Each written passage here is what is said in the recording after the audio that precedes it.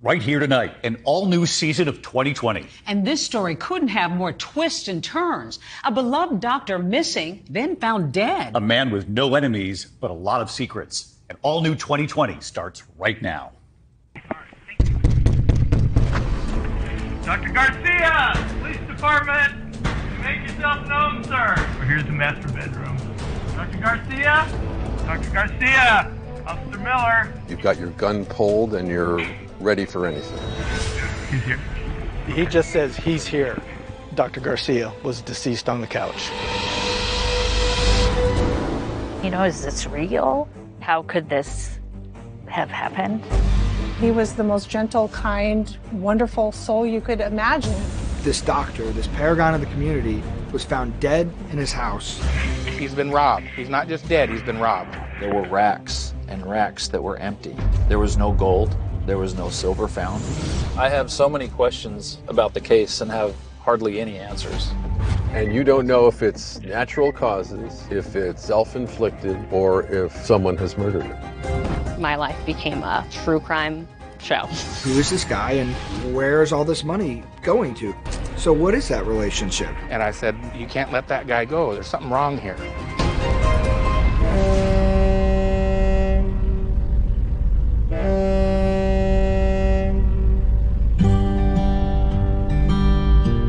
We're on our way to Ketchikan, Alaska, the Rock.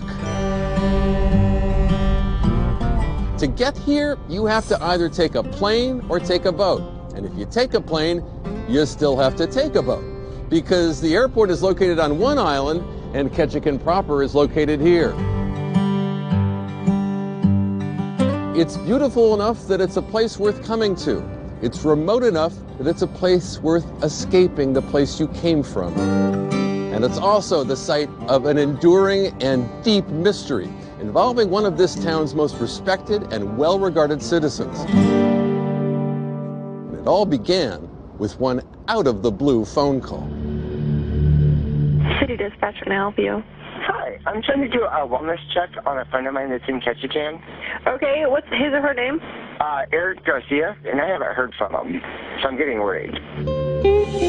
On March 18th of 2017, Ketchikan Police Department, where we had a welfare check call come in. This person actually is from the Seattle area.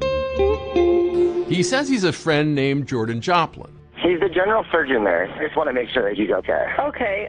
We had an officer respond to the doctor's house. What is a welfare check exactly? Basically, somebody is concerned about somebody's well-being. Officer Devin Miller had lived in Alaska since he was 3 years old, and on that day in 2017, he was on patrol, and he was sent to Dr. Garcia's house.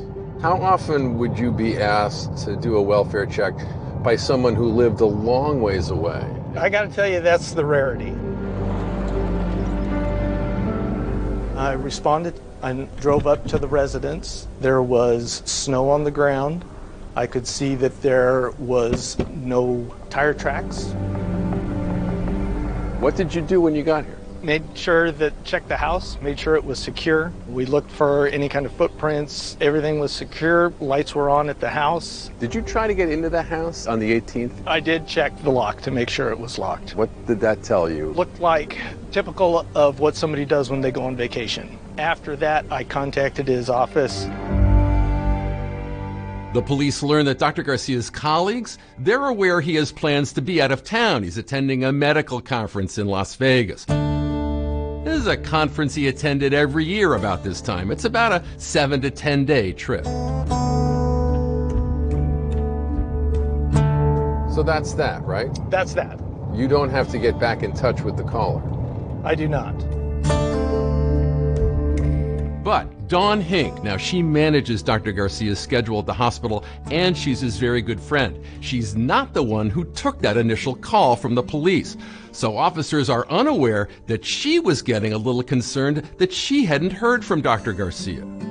Dr. Garcia would send me messages probably 20, 30 times a day when he was on vacation. We were in constant contact where he was, how much fun he was having. I had sent him a message and didn't receive anything back at all. So it definitely struck me as odd. Any questions or worries about Dr. Garcia would be kind of big news here. Ketchikan is a small town, and he's only one of 2 general surgeons for the whole area. We don't have a lot of doctors here. It's such a small community. He was often the only one here. You'd have to take care of an awful lot of things that you might not take care of if he was working in a large metropolitan community. What kind of surgeries was he doing for the most part? Any kind of trauma, Logging accidents. gallbladders, logging accidents, helicopter crashes. We have tons of different unique situations up here that are unparalleled to anywhere else. Dr. Garcia had become a beloved presence since moving here to Ketchikan, a town he first discovered the same way so many other people do, on an Alaskan cruise. So Alaska is an enormous state. There's also a panhandle that comes quite far down. Ketchikan is the southernmost city in that panhandle. So Ketchikan's the first stop for most cruise ships coming north into Alaska, and it's the last stop for cruise ships heading down to the lower 48. Population of Ketchikan is about 8,000 or so, but that comes with an asterisk, because between the months of April and October, Ketchikan is a cruise ship mecca. As many as 15,000 passengers disembark from these massive boats every single day. What is it like when it's busy here? Wall-to-wall folks stumbling over each other. It's good for our economy. They want to see whales, they want to see eagles, they want to see bears, all of which we have. And of course, people come here a lot to catch the fish. We're known for being what we call the salmon capital of the world. Locals and cruise ship tourists, Dr. Garcia treated them all with the help of Don Hink, who later in mid-March 2017 received a troubling call about Dr. Garcia's whereabouts.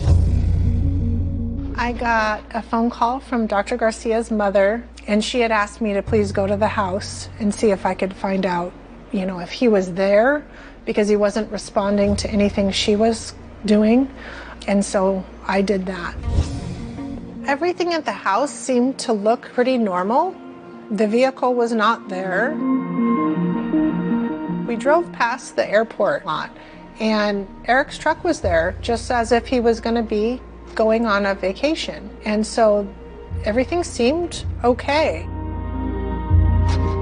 With signs pointing to Dr. Garcia being out of town, the police say they've followed their standard operating procedures. In order for us to enter a house or to forcibly go inside of the house, we're going to need some kind of an exigent circumstance. In the case of Dr. Garcia, we didn't have those circumstances. Then, 6 days after that phone call for a wellness check, Jordan Joplin, the friend from Washington State, calls again. Basically trying to find out if they got a hold of Eric or if because I know that Saturday he was supposed to come here to Washington, which is where I'm at. Joplin says that Dr. Garcia did not follow through on those plans, and he's still concerned that something is not right. To what degree does that move the needle? It really didn't move the needle much at all. I don't know that the information had really changed much. But the next day, Joplin calls for a third time. Nobody's heard from him yet. He gave me a house key, and I'm going up there on Monday because I haven't heard anything, and I am very worried. I did talk to a lawyer, and he said that I could talk to you guys, and I can give you guys permission to go in there, but I would have to physically be there. So we're more than welcome to go do that for you. Yeah, Joplin? Yeah, okay. And so, on the morning of March 27th, it's Joplin showing up to open Dr. Garcia's front door. But police officers keep him outside the house, where he waits with a concerned Don Hink. What happens over the next 90 seconds or so will set off torrents of emotion and unveil a mystery that's filled with sick twists and shocking turns. The police enter the residence with their guns drawn, and then... Dr. Garcia! Police Department! Can you make yourself known, sir?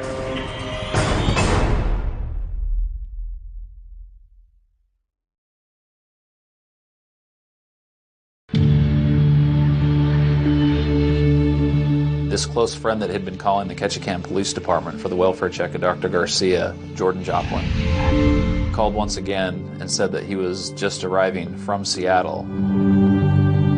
You had this guy in town who said he had keys to the house, and he wanted you to accompany him. Yeah. We provide a service, and we were going to provide that service. Sergeant Sheehan and I got there around 9 o'clock in the morning. The house looked the same as when I was there before, so we just waited for Mr. Joplin. It was kind of a big house for a single guy like Dr. Eric Garcia, but the only in Alaska views must have suited the 58-year-old surgeon who had arrived here 8 years earlier, his latest stop on a journey that began more than 4,000 miles away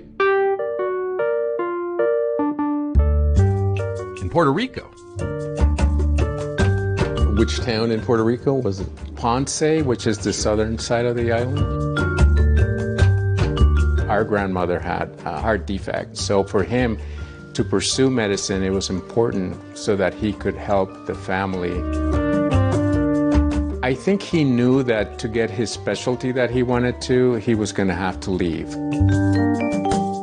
After he finished his residency program, he moved to Eagle Pass. On the Rio Grande, the border between Texas and Mexico, Eagle Pass has about 30,000 residents. So back in the mid-90s, it's an opportunity for a young surgeon like Eric Garcia to do it all. When you are a general surgeon in a small town, you get to do a lot of things. Did he like the kind of big fish in a small pond I aspect? believe so. He could be more prominent that way, more involved, would have more impact. He loved to travel. We traveled the world together. We decided to take one of those Alaska cruises that took place in September 2004. That was the first time he went to Ketchikan. He really liked Ketchikan. A few years later, a recruit called him to try to get a general surgeon for Ketchikan. I thought, oh, of all places, Alaska? I mean, that's pretty far away. Far away for him, indeed. On paper, anyway, Dr. Garcia seemed like a fish out of water. Dr. Kolach from Juneau is on line 1. We only have one line. Not unlike Dr. Joel Fleischman, played by Rob Morrow in the 1990s TV series Northern Exposure. But in reality, Dr. Garcia was a huge hit with coworkers and with the townspeople, too. They admired both his surgical skill and his personal warmth. I met Dr. Garcia probably a week or so into my work. And he was the most gentle, kind, wonderful soul you could imagine. We were extremely close. He would come over to our house for family and friend gatherings, most holidays.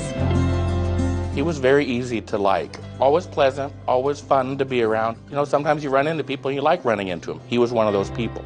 Bob Jackson had sold Dr. Garcia that house. Their bond was a close one. Now, on the morning of March 27th, 2017, he'd be joining his friend Dawn Hink up there, just minutes after she and Jordan Joplin arrived at the site to meet the police. I see 2 vehicles drive up the driveway, and one was a red Ford truck, which I knew Dr. Garcia drove a red Ford truck. They said he had a red truck. Is this the truck? Went and picked it up, yeah. Where'd you find that? Down at the airport. The officers are recording on body cameras. All right, let's take a look. That's Mr. Joplin. This is Jordan Joplin using his keys to open the front door. Correct. Dr. Garcia, police department. What did you expect to find? An empty home. Can you make yourself known, sir? Typical procedure, we'd announce Ketchikan Police Department, let it be known if you're inside. There was no response. Dr. Garcia? Dr. Garcia! Officer Miller, police department. You've got your gun pulled and you're ready for anything. It's standard for how we enter a residence. We're worrying. We're checking anywhere somebody could hide. We just want to make it sure it is secure. We cleared the first floor and started moving up the stairs to the second floor. Hello, Dr. Garcia. That's Sergeant Cheatham in front of me. He reached the top of the stairs and he said that he found the deceased. He's here. Okay. Dr. Garcia was deceased on the couch. Start taking photos. I think my mind just went, this doesn't make sense. Can you guys step underneath the awning? Just outside the front door, it's Sergeant Cheatham who has to break the news to Dr. Garcia's friends. There's no easy way to put this, but he has passed away. Jackson had arrived just in time to hear what had happened to his friend Dr. Garcia. We were all upset. Everyone there, I was probably briefly in shock. I walked to the opposite side of the house as far away as I could get. Just despair at that point. Dawn Hink is brokenhearted, undone. She is totally distraught.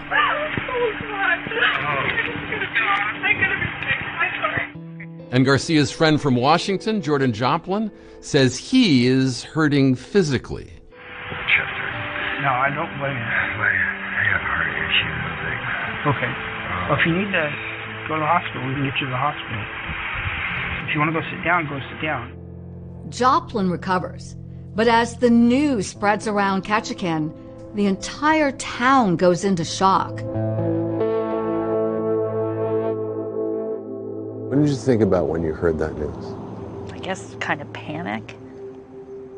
Not really wanting to believe that. You know, is this real? How could this have happened? I didn't believe it at first. No, it can't be. But it was. Garcia's mother had been worried that he was not returning her calls. Now, from thousands of miles away, Dr. Garcia's brother Saul is calling the Ketchikan police for an update. My wife and I were in a conference room and we called. We were both sitting there calling, and I had the officer on speakerphone, and he's telling us this. Your brother was found dead. The police start trying to figure out what exactly has happened to Dr. Garcia, and they start to learn that the good-hearted doctor actually had some health problems. Major heart issues. He was hospitalized this January. This year? This year. They hospitalized him overnight here in Ketchikan. My first impression is like, oh, maybe, there was an event with his heart, to the point that now he passed away. We can make theories on how we think somebody dies, but we just won't know until we get the autopsy results back from the state medical examiner. But after police discovered what's behind this locked door, their thinking will totally pivot to matters more criminal.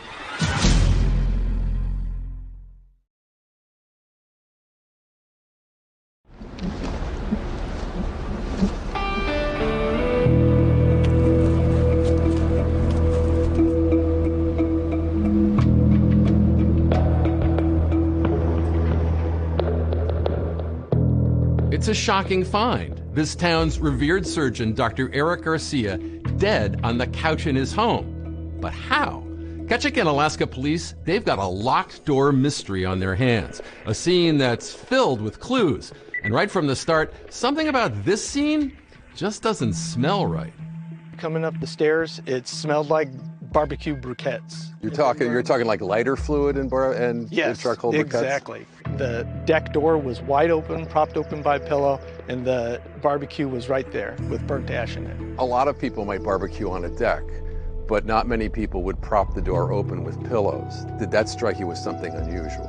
Very unusual. Around the body, there was actually a pill bottle that had Dr. Garcia's name on it. Next to the doctor was a coffee table that was pushed up close to the couch where he was located.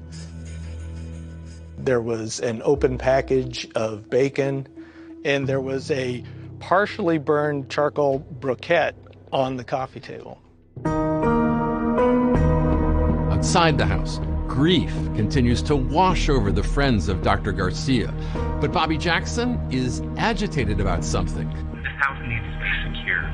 Yeah, we'll take care of it. I mean, alarm needs to be set. What I'm saying is there's stuff in there that needs to be locked up. And when Devin Miller comes downstairs, Jackson pulls the officer aside. And he said, there's a storage area underneath the stairs that is locked, and it is got gold and coins and silver in there, and a large collection of collectible alcohol. Dr. Garcia had hundreds of mostly silver. He had some gold, but he collected gold coins and some of the mint coins. And he had a lot. When I moved him from his rental to Dr. Garcia's new house that he purchased, it sagged the back of my car down. He had so much gold and silver in there. When did the coin collecting and the collecting in general begin in earnest, from what you can remember? So we were exposed to that from my dad. He started ordering coins, and it could be gold coins or silver coins. Then he started buying some gold ingots and stuff like that, and silver. He had many, many watches, probably about 20 high-end watches. And every time he'd show me one, he would tell me how much it cost. This one was $1,600. This was $2,400. He also bought a lot of hard liquor. He had this huge liquor collection. Was he much of a drinker? He liked his, here or there, but it was mostly for the having these things. Friends say that he had hundreds of thousands of dollars worth of gold, silver, and other valuables. So detectives rush to open the deadbolted door because they're hoping to confirm Dr. Garcia's prized possessions are still in the house. I contacted Mr. Joplin, and so I had him open the door and looked inside. There was no gold, there was no silver found. There were racks and racks that were empty. I did not see a large collection of alcohol or coins or gold or anything. There was 30 or 40 bottles. I looked in and I said, everything's gone. It's all gone. There was nothing left. I said, he's been robbed. He's not just dead, he's been robbed. And what's going through your heart at this moment? Oh, it was just utter disbelief. And then it even became some anger. According to Bobby Jackson, Dr. Garcia's close friends had wanted to build Dr. Garcia a more secure place for his treasures, but now they were gone. And oddly so, because the storage door had been locked, just like the front door was. The house was not broken into. There was no forced entry. There were no outward signs, and with the items missing, it meant we had a major theft. Detectives were called and asked to come in and help investigate. But remember, detectives have no idea if any of this is related to Dr. Garcia's death. Because after all, friends said he just loved to give away some of these valuables as gifts to friends, even to patients. What I've learned about Dr. Garcia through the course of the investigation is that he was very generous and shared things often with those that he loved and was close to. He would share portions of that alcohol collection that he had. He would gift gold coins. He would buy things for his co-workers, for his friends. He was very generous not only with gifts, but with his time and with his service. I mean, he had no bounds. He just, hey, you like that? Is that cool? Have it, and it's a gold nugget. It's an expensive piece of jewelry. Normal people don't just give to whoever. It struck me as an odd thing. It was like, oh, that could be bad. The randomness of it kind of concerned you. Mm-hmm. Why exactly? Yeah. It just throws red flags. You can collect some unsavory people that way. Perhaps there's a very good reason why virtually all of Dr. Garcia's valuables are gone. Maybe he didn't plan on being on Earth much longer. Hi, this is Jordan Joplin. In fact, close friend Jordan Joplin had told police on the phone that he'd feared Garcia might have harmed himself. I am very worried. He's been missing, and he was contemplating suicide. Nobody's heard from him. His parents. Yeah, 10 days it's been. Okay. This is news to friends and family who didn't see any evidence that Dr. Garcia was depressed or suicidal. So as investigators take up this trail of the luxury goods, the question of exactly how Dr. Garcia died becomes even more important. They are now looking at Dr. Garcia's mysterious death in an entirely new light. Knowing that the missing valuables were gone, it really changes things immensely. Cops are intrigued enough by what they found here inside the house, but what else is missing might be more mysterious still. Like, what's all that on the wall? It changes everything.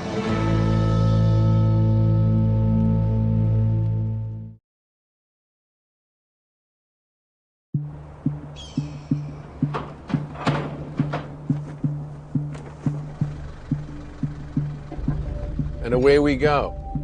Sunny Ketchikan. It looks quite nice today. For police here in Ketchikan, Alaska, like Deputy Chief Eric Madsen, the disappearance of what authorities believe to be hundreds of thousands of dollars in luxury items from the house of Dr. Eric Garcia adds to the mystery in the wake of his sudden and unexplained death. I have so many questions about the case and have hardly any answers. So it's frustrating not knowing. And you don't know if it's natural causes, if it's self-inflicted, or if someone has murdered him. I don't know any of those answers in that moment. And for cops, there's a big riddle in plain sight, all over the walls of the house. What was all that? All those. They look like bases for multiple smoke detectors. Every single place that a smoke detector was located or should have been was just the base with the wiring harness sticking out. There was not one smoke detector inside that house. They were all missing. That struck Garcia's close friends as extremely odd. Dawn Hinks saying she couldn't imagine Dr. Garcia getting up on a ladder to remove those smoke detectors. And there were other details of how his house was found that day that Dawn says made absolutely no sense. Like that barbecue that was found upstairs reeking of lighter fluid. Well, Dawn says Dr. Garcia was never known to grill. His loved ones describe a man who had difficulty doing anything for himself. A lot of times they called me his work wife, picking up dry cleaning, making and bringing his lunch. He is so committed to this career that he's not doing anything else. So his house could be on fire. He has to call somebody else to go, hey, can you check on that fire and maybe see if you can call the police or something. Given the circumstances and the mystery surrounding his brother's death, Saul Garcia decides to make his way to Ketchikan just hours after getting the heartbreaking news. He's got questions of his own to answer about his older brother, who, according to Saul, rarely shared with him details of his private life. Do you think he was lonely? Yes. And the reason for that is after he died, I went to his house. Alone one night, in the house Dr. Garcia said he loved, his brother Saul is seized by a powerful feeling. I was by myself, and it was so lonely there. There's no lights outside, it's so quiet, and inside that house, I just felt the loneliness. I just could not imagine him living in there. So what might such apparent loneliness have driven Dr. Eric Garcia to do? That question reverberating weeks later when the toxicology results are released, revealing what killed Dr. Garcia, an overdose of morphine. But it's curious because there's no morphine located in Dr. Garcia's home by authorities. There was no sign of injection, so it had to have been consumed. So that's noteworthy. Morphine found in his stomach. So that means it was swallowed, not injected. Also, there are traces in his bloodstream of a prescription sedative. Was that the empty bottle by his body? And then there's this. Garcia's blood also had an elevated carbon monoxide level. The toxicology report revealed a 9% value of carbon monoxide. Now that is 4 times the normal limit. So this raises the attention of police when you consider all the other aspects of this case that they've learned. Remember, cops noted a strong smell of lighter fluid in the house, and the upstairs deck door propped open with a charcoal grill placed right at the door. The deck is on the windward side of the house. That's the southeast side. Southeast side of the house. To Officer Miller, that was one of the oddest details of all, because everyone in town knew in Ketchikan, you did not mess with the southeast wind. So no one in Ketchikan who was a resident here, in your view, would ever have barbecued on the southeast side of their house? Especially on the second floor that's going to get some wind. So maybe Dr. Garcia didn't know about the wind. I mean, nobody figured him for the barbecue at home type. Or maybe it was somebody else who'd been manning the grill. And then there are those curious items that turn up on the coffee table next to Dr. Garcia. An open package of bacon, a partially burned charcoal briquette. And as they uncovered the body and examined Dr. Garcia, they noted something else.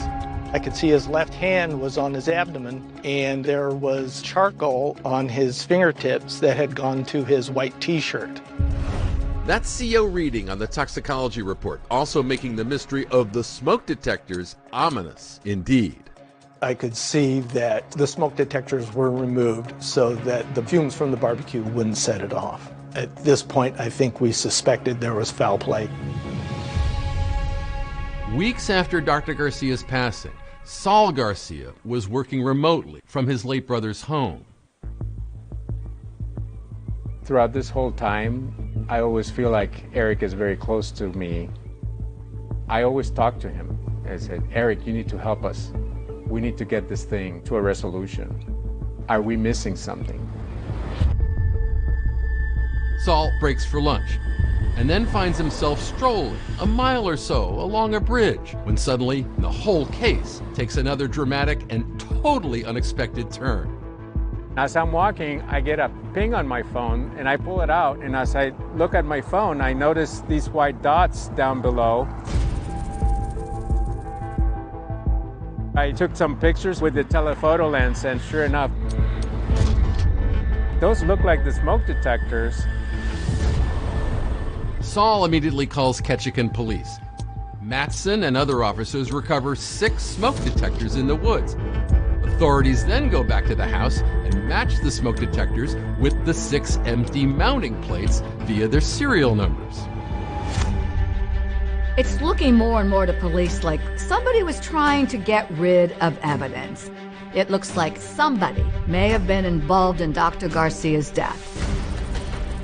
The morphine and the combination of the drugs, all the items being stolen, it just all started adding up. In my gut, this death did appear as to what it looked like. And as police continue to dig into the case, the evidence is going to lead them to a very unlikely suspect. Someone you might think was one of the last people who'd ever commit this crime.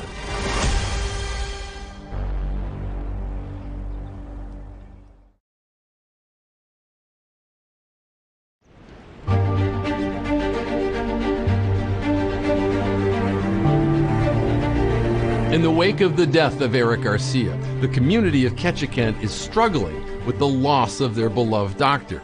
And as one of only 2 general surgeons in the area, the death of Dr. Garcia causes a medical crisis. Dr. Garcia's death impacted the community greatly. There were a variety of patients that required his care. And with his specialty as a general surgeon, people just weren't going to get that from him anymore. It was a big blow to the community. We really needed another surgeon, and so we scrambled for a while to continue surgical coverage. Meanwhile, the probe into Dr. Eric Garcia's mysterious death, it's become a criminal investigation. Amid the toxicology results, the missing valuables, that strangely placed barbecue grill, and the absent smoke detectors, it's looking like someone might have had a hand in Dr. Garcia's death. In my gut, this death wasn't what it was as it had appeared. To unravel that mystery, cops dig deep, and they're looking into every aspect of Garcia's life, including his financial records. We want bank records to show where he's got accounts and what banks. And they make a startling discovery.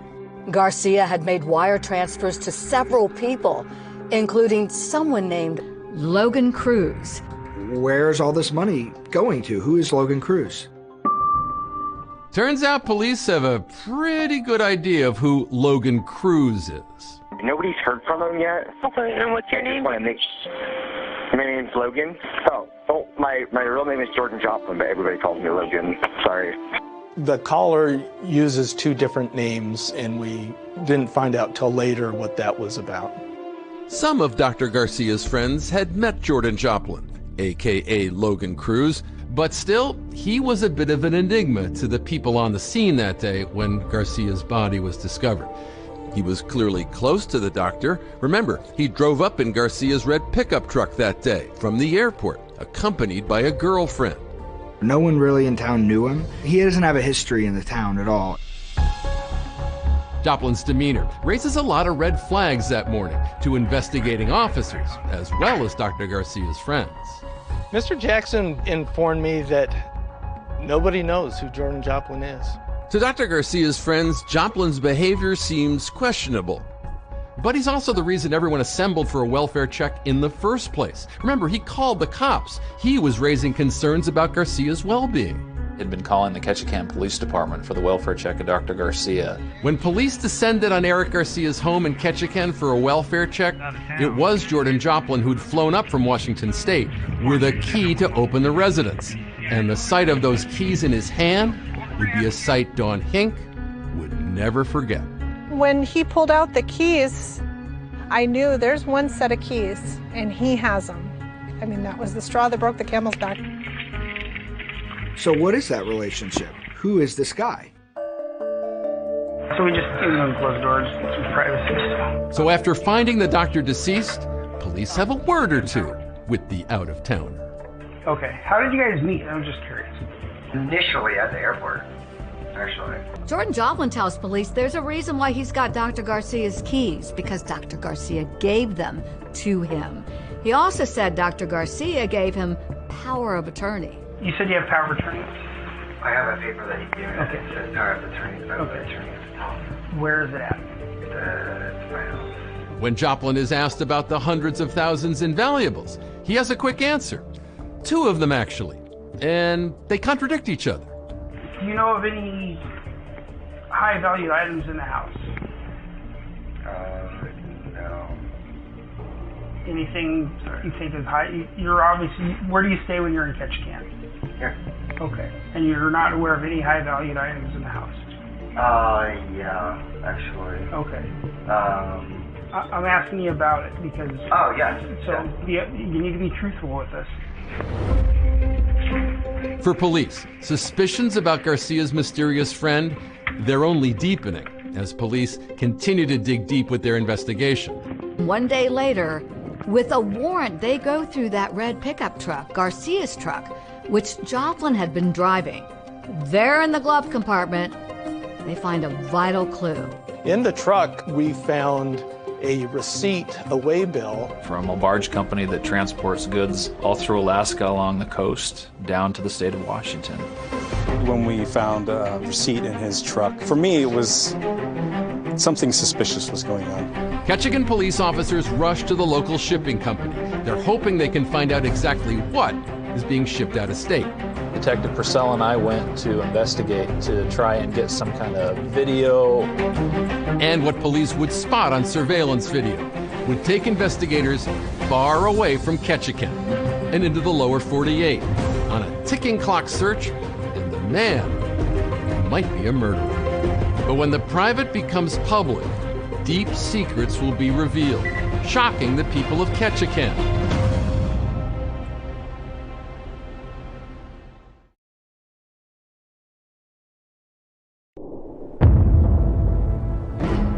He's telling me that he wanted to commit suicide, so I'm getting worried. This doesn't make sense.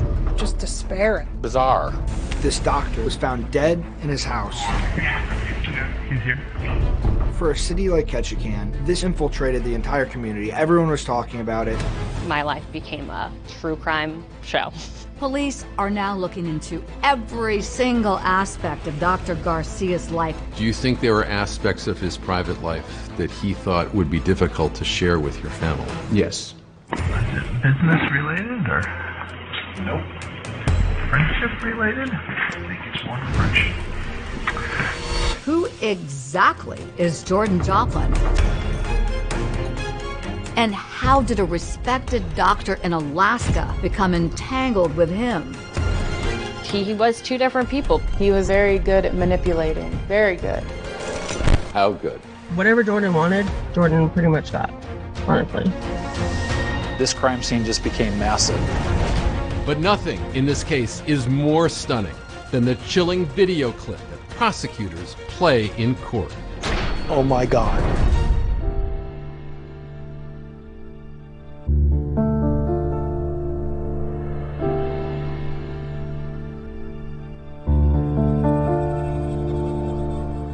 Ketchikan, Alaska, as beautiful and remote as an international pop star, inaccessible by car, abundant fish and wildlife and wondrous vistas that delight the thousands of cruise ship tourists in season.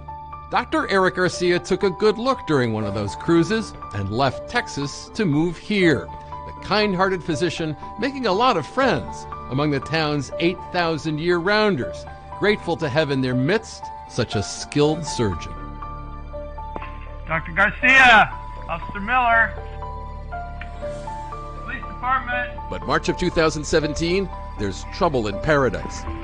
Big trouble. He's here. When cops find the beloved Dr. Garcia dead in his home.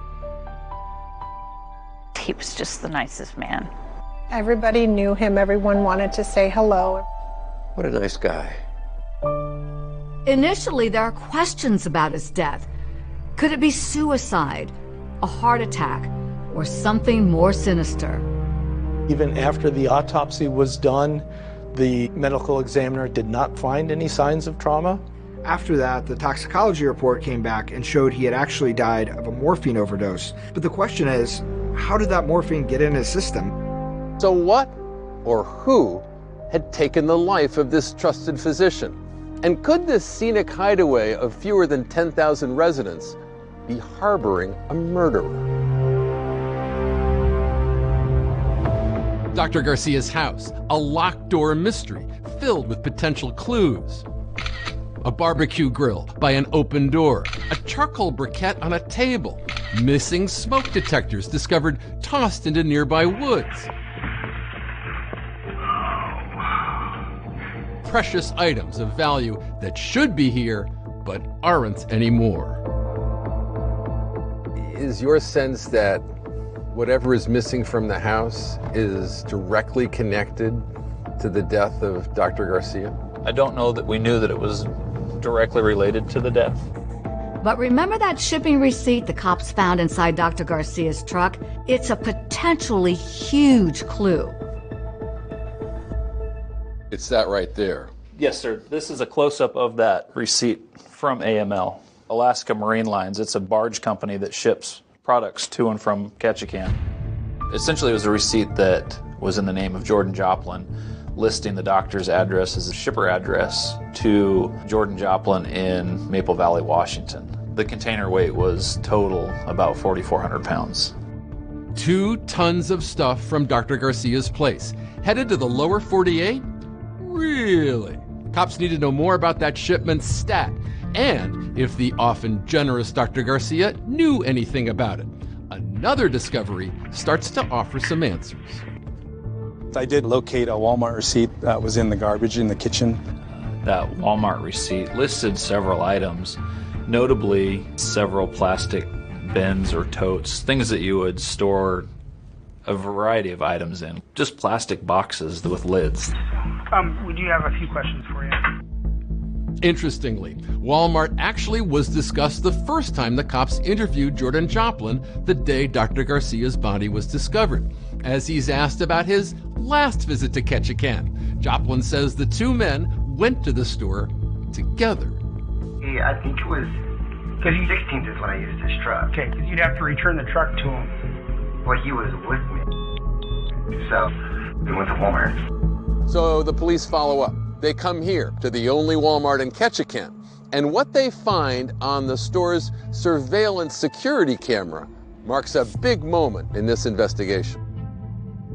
What you see is Jordan Joplin moving about Walmart from various different angles. Walmart has an enormous amount of cameras, and essentially we followed him through the store. It shows him from the side, it shows him from above. It just shows Jordan Joplin checking out with all these stacked plastic bins in his cart. One of the camera angles actually shows Jordan Joplin with a huge grin on his face. He had an employee from Walmart help him with another cart because he had that many bins. So once all those items were loaded back into the truck, Mr. Joplin got back into the truck and departed the parking lot. But what you don't see is Dr. Eric Garcia. He's not in a single shot. I mean, in the very first interview, Joplin says that he went with Dr. Garcia to Walmart together, so it shows a lie. This raises even more questions for authorities about Jordan's shipment at AML, Alaska Marine Lines. So at the time, Detective Purcell and I went to AML to investigate. And what are those things that you're expecting to see? So we're just trying to find out the logistics and where the physical items are at. That's the point in time where we saw video footage of Dr. Garcia's truck, and then Jordan Joplin coming and going from the vehicle and unloading items. Detectives now know Jordan Joplin used those plastic crates they saw him buy at Walmart to load something into shipping containers. The bad news, it had all happened 10 days earlier. The containers actually were already gone. They were already on the barge on their way to Seattle. But now that we realized and found that the property was now in transit, this crime scene just became massive. It went from Ketchikan, Alaska, down to Seattle, Washington. And what did you know definitively about the stuff you were trying to find? We didn't know anything. Whatever is inside those containers, detectives want to get their hands on it before Jordan Joplin does. They take off for Seattle, and the clock is ticking. I've been involved in a lot of cases, but this one was pretty fast moving. There was definitely a sense of urgency. The two detectives join their partner, Officer Devin Miller. It is highly unusual for City of Ketchikan police officers to go to the lower 48. They are heading to this facility in the port of Seattle. It's a race against time.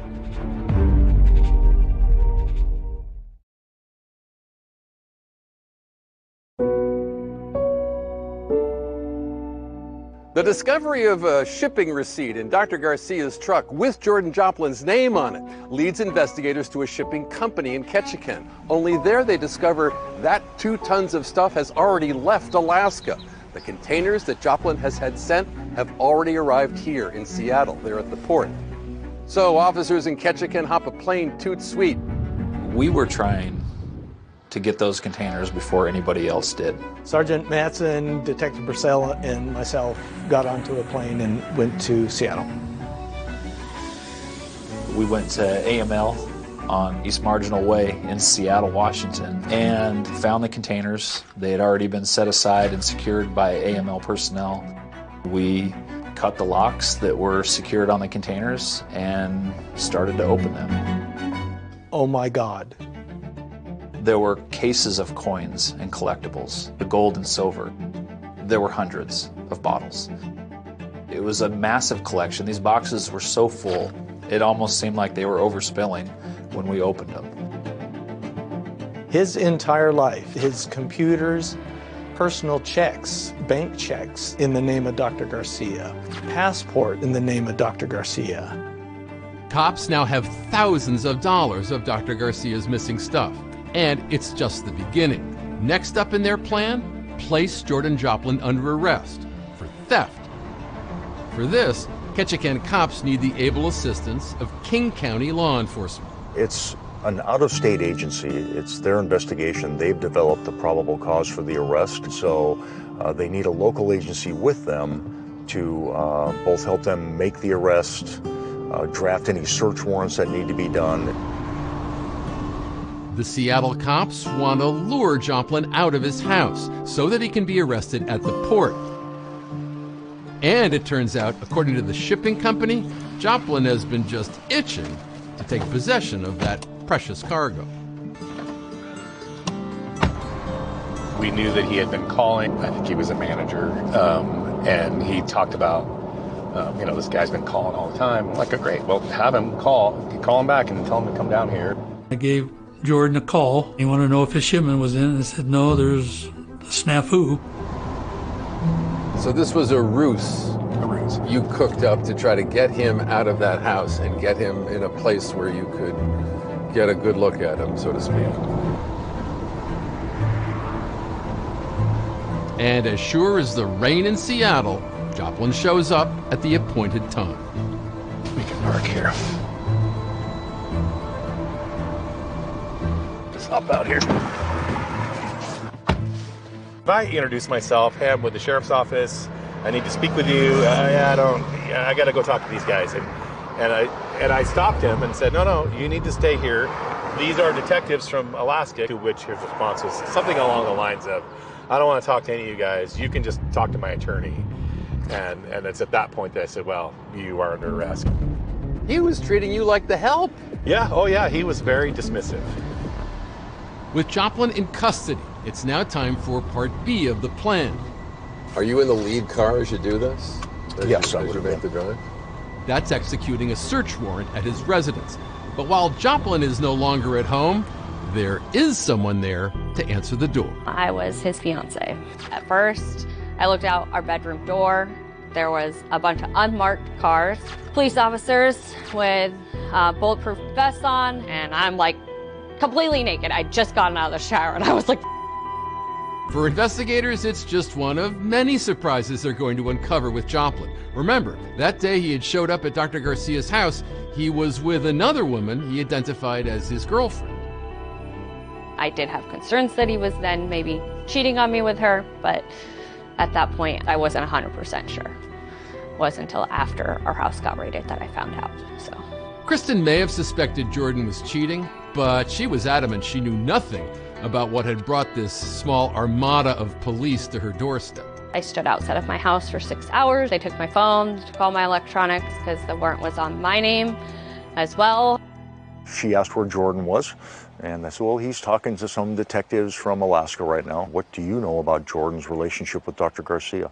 What about some of this property that's here? They were like, we are not interested in you. We are just interested in Jordan. She was aware of everything coming in from the doctor over a period of time. But according to her, from Jordan, this was all just a gift from the doctor. I was just trying to process of where I missed these flags. The woman who accompanied Joplin to Ketchikan and Kristen were both cleared by law enforcement. Meanwhile, cops swarm the site, and all the evidence they retrieve is sent to Ketchikan police.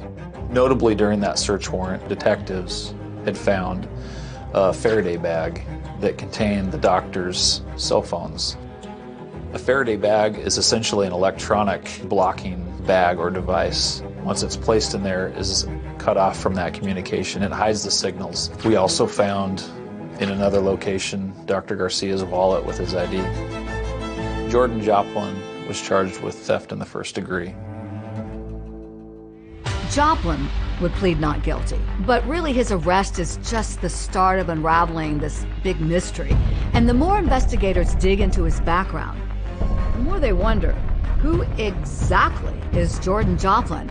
And how did a respected doctor in Alaska become entangled with him? A mass manipulator. He was two different people. Out to get whatever he needs at that moment and then to move on like a tornado.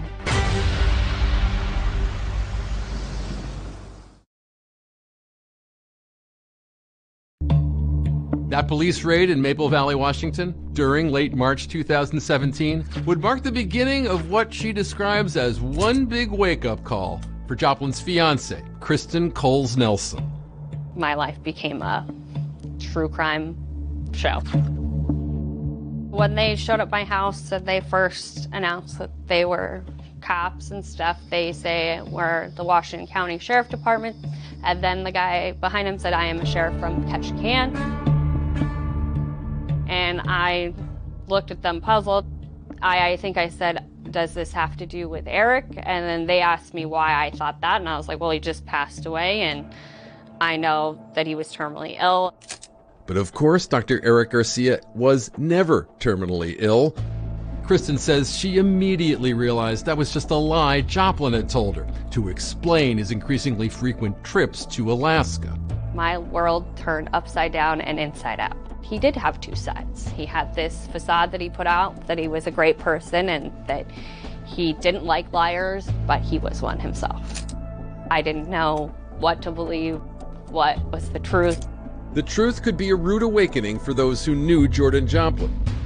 And as investigators were discovering, Joplin's trouble in Alaska was not his first brush with the law. Jordan Joplin had grown up here in Forks, Washington, the town made famous in the Twilight films. In the state of Washington, under a near constant cover of clouds and rain, there's a small town named Forks. Population, 3,120 people. Jordan's dream was just to take care of everybody. Aunt Sandy, I'm going to get rich and I'm going to take care of all you. Sandy Flores and her husband were raising 3 boys in Forks when her younger sister Debbie moved to town after a divorce. Her youngest, Jordan, was just a year and a half. He was very impulsive, I think is the word to use. Instead of thinking about it, he would just do something and then go, oh wow, that was fun, let's do it again. Jordan Joplin was all grown up by the time this young woman encountered him in the summertime of 2010.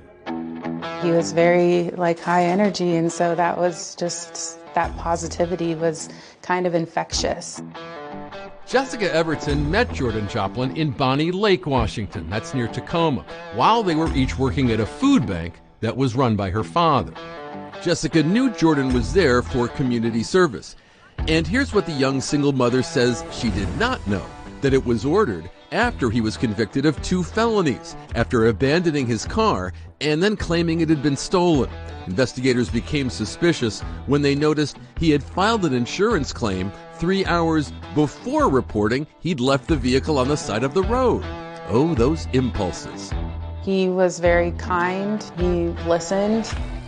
Once my dad got hurt, Jordan kind of took over what my dad's duties were. Anything that my dad needed, Jordan was on top of doing. And that's when you started going out with him? That's essentially, yes. He was intoxicating. He really was. And then he used that to manipulate. He was very good at manipulating. Very good. Summer ended, and so had Jordan's community service. Joplin telling Jessica he was working as a personal trainer. She never saw any clients. He was, however, spending plenty of time at the gym. He was an aspiring stripper. How did he look with his shirt off? Gorgeous. Jessica says her relationship with Joplin took a dramatic turn after a Christmas shopping trip in 2010. We were shopping at Walmart. As we walked out, we got swarmed.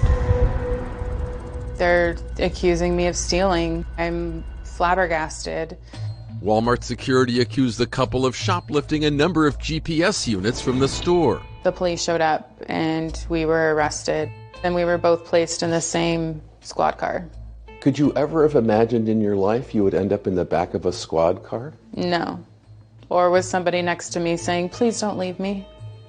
Please don't leave me. The police report noted that Jessica and Jordan said the theft was his idea. They were both charged. And what happened to the charges against you? They ended up getting deferred because I wanted the whole thing over behind me. I wanted no part of any of it. I said, I'll do my community service. I won't commit this crime again. Jordan, on the other hand, pled guilty to theft. He received a suspended jail sentence and, you'll never believe this, more community service. But Jessica says Jordan Joplin refused to go quietly into the night. Jordan's not very nice when he's angry. His text messages and all of that stuff. And what are those messages saying that you're getting? At one point it was, if I can't have you, nobody can. And he started threatening my family. Jessica took action to get Jordan Joplin out of her life. I get a restraining order against him. Joplin disputed Jessica's claim in court papers, saying he'd moved on with his life and had a new girlfriend. What happened after you got the restraining order? He stopped.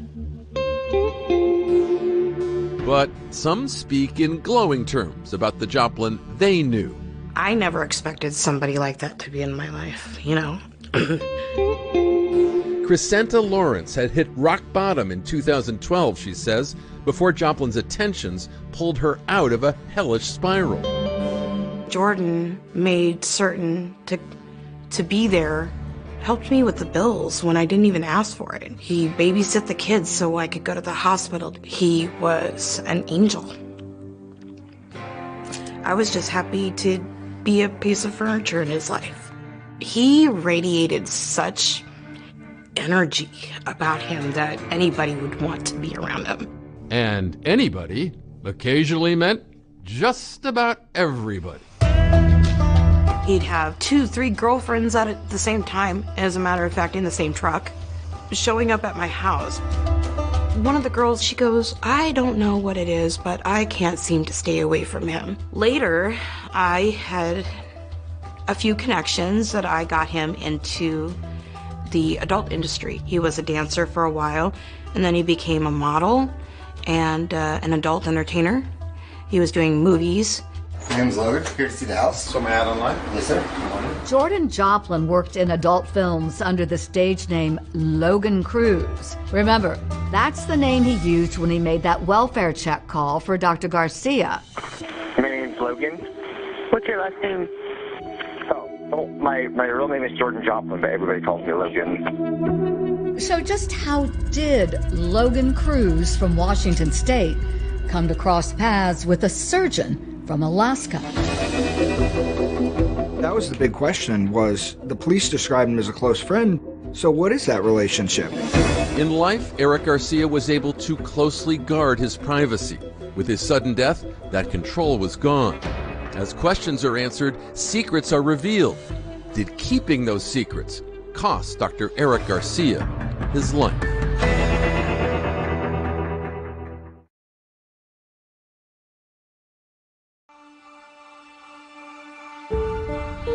The home of Dr. Eric Garcia in Ketchikan, Alaska, had become a crime scene.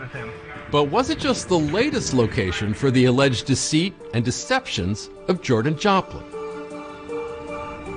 His friends back in Washington State knew Joplin could be a smooth-talking playa, an occasional bad boy, but Dr. Eric Garcia's focus had been on medicine, and that always left little room for any kind of well-rounded life away from the hospital.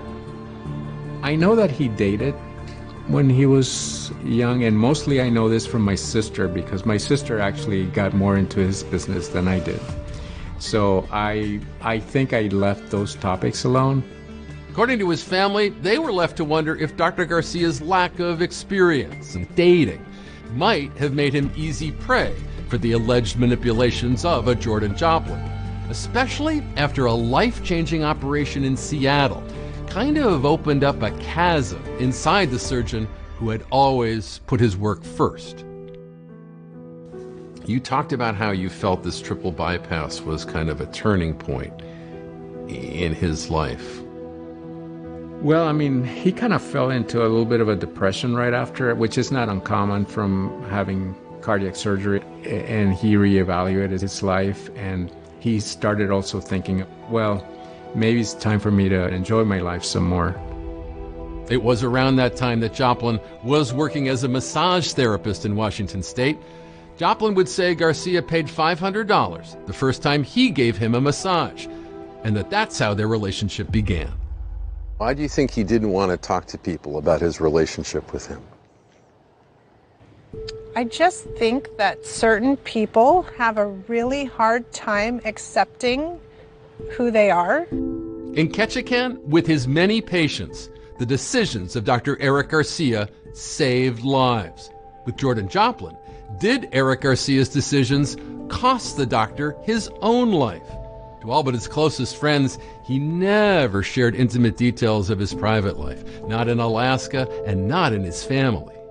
Do you think there were aspects of his private life that he thought would be difficult to share with your family? Yes. I personally suspected that, so I never really questioned him. But certainly it would have been something hard to discuss with my mom or my dad. Yet among those in Washington who knew Joplin, Eric Garcia was no secret. Amanda Polreich was a close friend of Joplin's. When cops got a tip she had important information about him, they tracked her down in Washington State. Well, I knew that he was his sugar daddy. That the doctor was Jordan's sugar daddy? He would send him money. He would ship him things. Whatever Jordan wanted, Jordan pretty much got, honestly. There is. Okay. Inside Garcia's home, police find a letter he received from Joplin. Friendship related? I think it's more than friendship.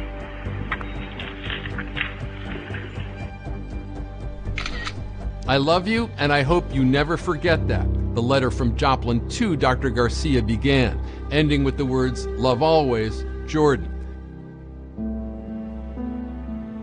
In the search of Joplin's home in Washington, a card he had received from Eric Garcia with a darkly ironic message.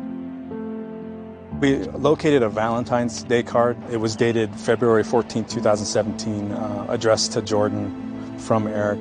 I paraphrase what I read in that. "You are my first and only love. Not kidding, you will probably kill me, but know that I will never let you down." Your brother was Dr. Eric Garcia. He showed great judgment every time he entered an operating room or spoke to a patient. Why did he remain in Joplin's life?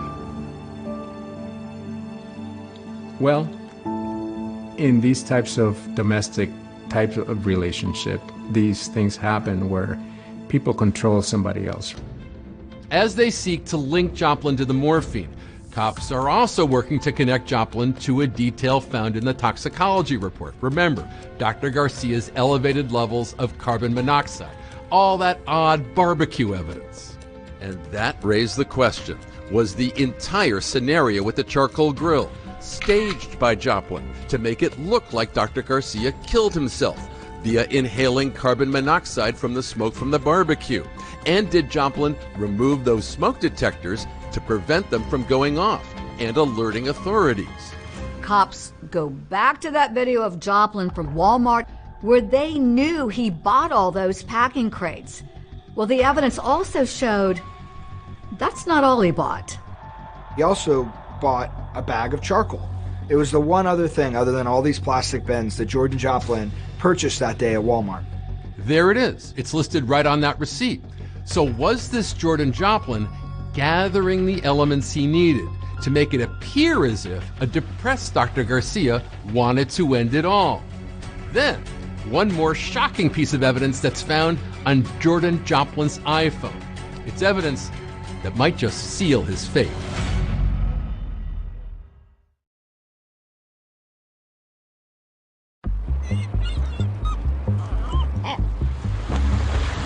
In Ketchikan, Alaska, Jordan Joplin sits in jail on a theft charge as authorities are seeking to tie him to the murder of Dr. Eric Garcia. The results of the autopsy in this case couldn't say whether Dr. Garcia had purposely ingested this morphine or whether someone had given it to him. They could only say what the cause of death was. There was still the question out there is, where did the morphine come from?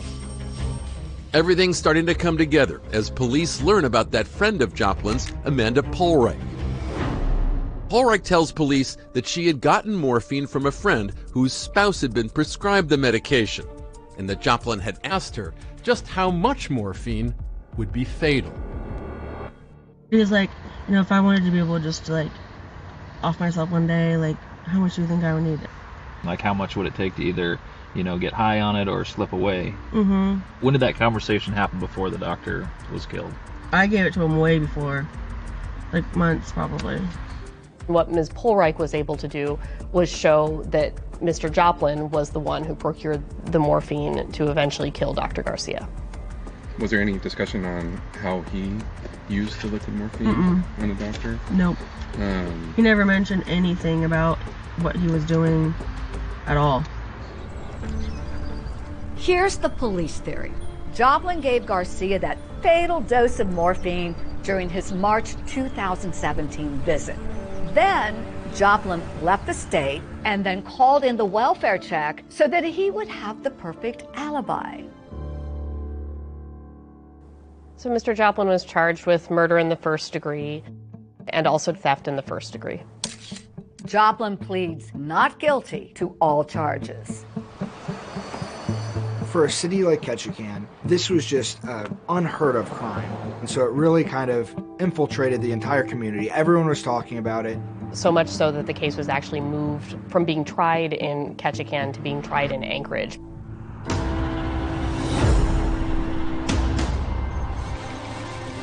I tried in my opening statement to present this clear picture of why Mr. Joplin is guilty beyond a reasonable doubt of all of these charges. The prosecution methodically lays out before the jury a timeline of what they say is Joplin's involvement in the case. And they bring Amanda Polright to the stand to put the morphine in his hands before Dr. Garcia's death. They put police on the stand to testify about their investigation. The fact that when Mr. Joplin called in the fake welfare check, he told them to call Dr. Garcia's cell phone, but he had that cell phone with him in Washington in a Faraday bag, was also particularly damning evidence. But nothing in this case is more stunning than the disturbing video clip obtained by police from Joplin's phone that prosecutors play in court.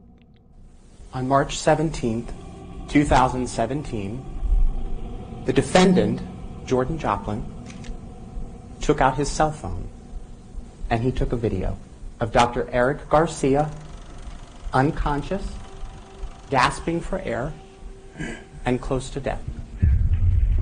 10 days later, on March 27th, 2017, Ketchikan police officers found Dr. Garcia dead, in the same position as in the video, wearing the same clothes as he did in the video. Yet in Joplin's video, there's no charcoal visible on Dr. Garcia's hands, showing, prosecutors say in their summation, all the barbecue stuff happened afterwards, after that fatal dose of morphine. When it's the defense team's turn, Joplin's attorney says that the prosecution's case is entirely circumstantial and that Dr. Garcia himself administered the morphine that took his life. And as for that video, well, the defense acknowledges that Joplin may not have reacted appropriately, claiming it was out of fear for Dr. Garcia's job, but it doesn't mean he's guilty. The defense calls Jordan Joplin. To testify in his own defense, Jordan Joplin takes the stand. Did you know Dr. Eric Garcia? Yes, I did. Did you love him? Yes. He characterized it as a romantic relationship. He's very kind, emotionally supportive. He offered a number of alternatives for what he said was happening. And the shipping containers with his belongings? Well, Joplin tells the jury that Dr. Garcia was planning on retiring and moving to Washington. He was giving me a bunch of stuff, and then also I was under the impression that he either bought a house or was in the process of buying a house. And he was supposed to retire in the spring of 2017. Prosecutors later say there is no evidence other than Joplin's own word to suggest that Dr. Garcia ever planned on retiring and moving to Washington. Choosing to testify on his own behalf leaves Joplin wide open for cross-examination. Mr. Joplin, you started to plan killing Dr. Garcia much before March of 2017, right? I didn't try or kill or plan to kill anybody. What really stood out was the different stories throughout even his own testimony. You didn't try to wake him up at any point. I did. Okay, so that's new today too. When did you do that? Either sometime on the 17th. I didn't shake him really hard because I wasn't trying to startle him. But he seemed to be sleeping hard, so I just left him alone. On the 14th day of this emotional trial, the defense rests. So after we finish closing arguments, then the case goes to the jury, and ultimately the case is in their hands. Also in the jury's hands, the fate of Jordan Joplin. You just don't know what a jury's going to do. It's excruciating to not know what's going to happen.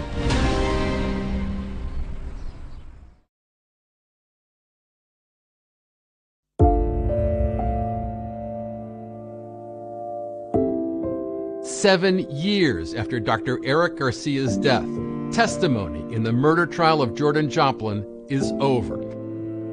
Then, on day 3 of deliberations, jurors say they've reached a verdict.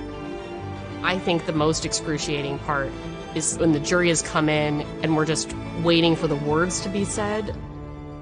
We, the jury, find the defendant, Jordan Joplin, guilty of murder in the first degree. Guilty of all charges. He was found guilty of murder in the first degree and theft in the first degree. The second we got the guilty verdict, I was amazed, but elation. I was so excited that this can't happen again to another person. On April 9th, 2024, Jordan Joplin was brought back here to Ketchikan for sentencing.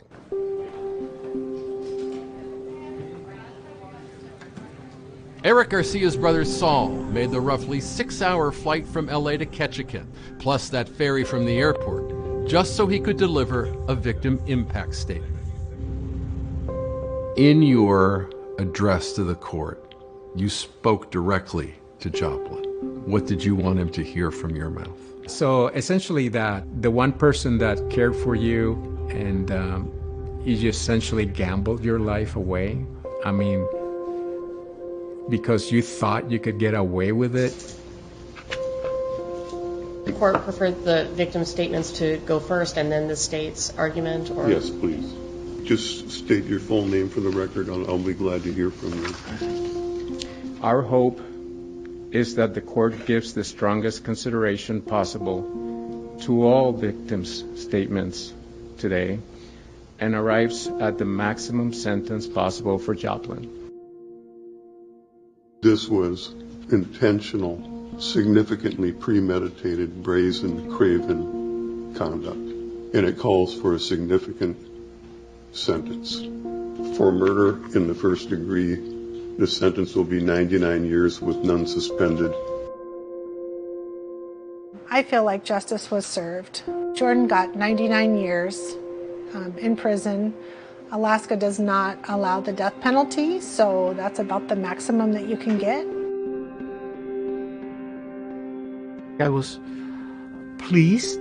It's not because I have this vengeance in my heart that he wants to pay. No, I don't see it that way. I was very glad that this is not going to happen to anybody else. In Ketchikan, the love and affection for Dr. Garcia lives on in so many ways. We heard from everyone in Ketchikan how they like to remember your brother, Dr. Eric Garcia. How would you like us to remember him?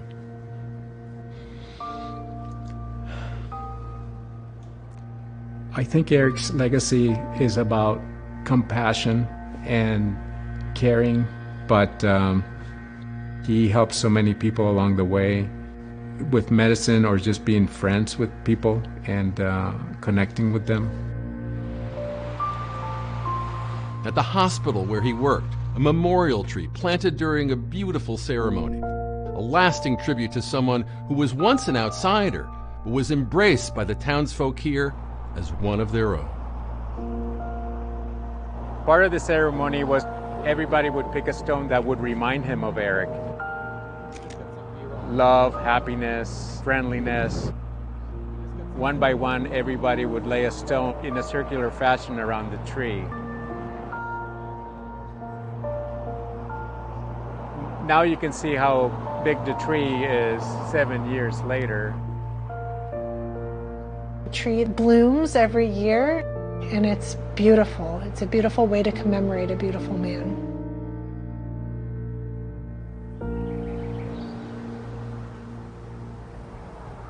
And we should point out tonight that Jordan Joplin has now filed an appeal of his conviction. David, if his appeal is denied, the earliest he'll be eligible for parole is in the year 2050, when he'll be 64. That's our program for tonight, and here's to a great new season of 2020. I'm Deborah Roberts. And I'm David Muir. Incredible stories coming your way. This is just the start. From all of us at 2020 and ABC News, good night.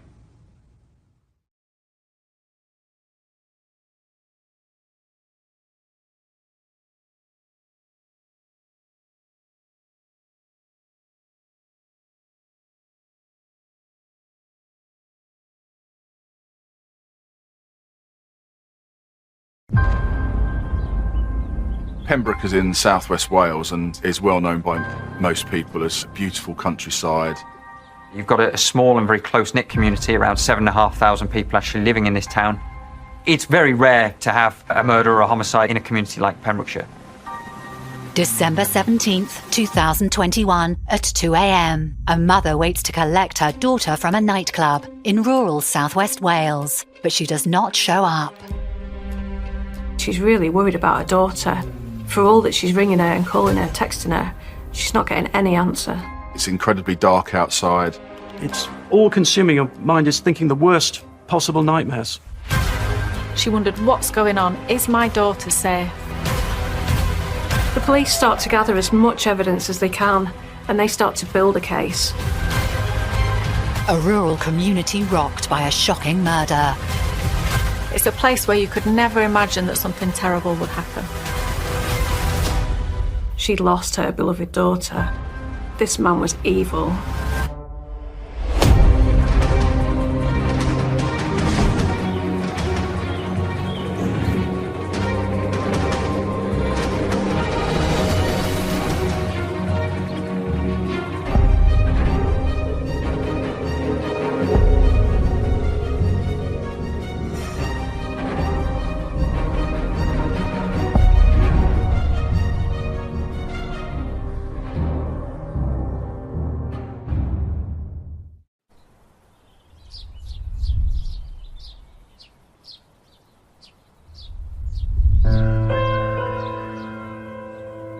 Pembroke is a historic town located in Pembrokeshire, a picturesque county in southwest Wales.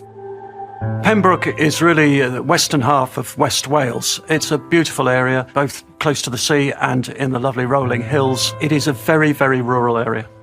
You've got a small and very close-knit community, around 7,500 people actually living in this town. Everybody tends to know each other. Even people who live miles away, it's because they are still neighbours. It's a really, really picturesque, idyllic area. It attracts lots and lots of holidaymakers every year for its beaches, for its areas that you can go and explore, and particularly its historic areas. And talking of history, Pembroke has that absolutely front and centre. You've got a beautiful historic castle, which is actually the birthplace of Henry VII, right in Pembroke itself, and then a scenic freshwater mill pond. It's got an arts festival annually, and it's a market town. And there's a farmer's market every fortnight. It's a very popular place. Pembrokeshire is exactly what you think about when you think about the Welsh countryside. It's hills, it's picturesque, it's idyllic. A very kind of picture postcardy area, if you will. It's not the kind of area that you think of when you think about terrible things that happen to people.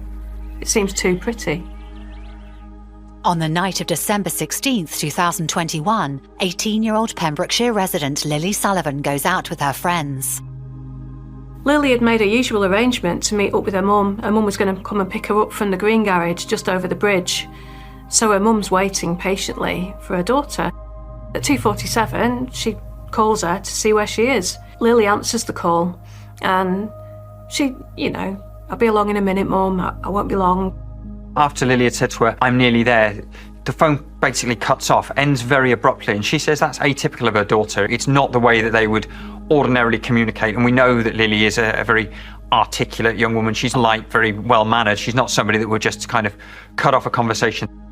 It sounds like the phone's been snatched from her, so that was really worrying for her mum. The abrupt cut-off during the phone call is alarming to Lily's mother, Anna, given their close relationship. Lily's mum would say what a beautiful girl her daughter was. She really was, and yet she couldn't see it. She maybe lacked that little bit of confidence to recognise in herself what other people could see in her. They were so close. Lily's mum had been having a heart attack at one point, and she didn't want to make a fuss. She wasn't going to go and call an ambulance. She was, it was something and nothing. But Lily, even though she was young, she was straight on it. She made sure that her mum got the help that she needed, and really, she saved her life. But she was particularly adoring and particularly protective of Lily, and also very, very supportive. That didn't kind of come into locking her up and throwing away the keys. She fully supported her going out and enjoying time with her friends. Lily was an absolute blessing to her mum. She'd gone through a real lot of pain before she was able to have her. She'd experienced 14 miscarriages before she was able to have Lily, so she really was a blessing. Lily Sullivan was a typical 18-year-old girl. She was loving life, she was a budding artist, she loved house music, and she loved tattoos. Lily was at college, she was studying, and she was getting it together, and her friends, everybody said that she was quite grown up, quite mature for her years. She spoke and wrote very eloquently and maturely for a girl of 18, particularly about things that really mattered to her. Lily was a known advocate against misogyny and sexual violence. She would often post things on her social media, such as around high-profile murders of women, talking about female victims and trying to understand what women go through on a day-to-day basis due to misogyny. She had lots of poignant posts on her social media. Following the death of Sarah Everard, she posted pictures of floral tributes saying she was just walking home. She posted messages around men shouldn't be making laws about women's bodies. Message saying perhaps not all men, but all women. A guide to how to know if you're being spiked. So somebody that was very, very switched on, very, very socially aware, very, very kind. She was bright, she was cheerful, she supplemented her wages as a supermarket worker, and she was from a very, very close-knit, small family. Like most young people, Lily turns 18 and she wants to go out, she wants to enjoy the nightlife. She's able to go out and drink, she's able to go to pubs and clubs and bars, so that's what she does. Her mum would always collect her after nights out. It didn't matter what time. Whether it was 2 o'clock in the morning, 3 o'clock in the morning, she would be there, which is an incredible act of parenting, sacrifice, and being prepared to put somebody else's needs and interests and excitement, exploring life as an 18-year-old before your own. Lily's mum was already waiting for her in the car, ready to take her home. Lily's mum's panicking. She knows it's dark, she knows that Lily's only 18, and she rings Lily 30 times in a panic. But obviously, as she's then dialing and the phone is ringing and just endlessly ringing off, it's unbearable to think of what Anna is going through in the time where she's waiting for her daughter and until she gets some kind of answer as to exactly where Lily is, the fear and the pain that she must be feeling. Her daughter is a young woman. She's obviously had a couple of drinks. She's in an area where there is a kind of a natural hazard, very close to, this dark kind of dank water of the mill pond. So even though Lily is a very sensible young woman, any parent, particularly at that time of the night, is going to be very, very worried indeed. We all know what it's like to look for somebody in very benign circumstances. It's very, very difficult, very, very frustrating, and you don't know whether the right thing to do is to stay in one place where you're solid, you've got a meeting point, or whether to kind of run around in headless chicken mode. It's unbearable to think about the kind of quandaries and rationalizations that Anna's having to make in that moment. Time passes without any sign of Lily, and her mum grows increasingly concerned that something awful has happened to her. Lily's mum must have been so distraught. She didn't know where Lily was. Lily always came to the car when her mum collected her. She's had that awful experience with the phone call that got cut off, and she's not getting anywhere. She wondered, what's going on? Is my daughter safe? Shortly after 3 a.m, while Anna is still desperately trying to contact Lily, she sees a suspicious man hurry past.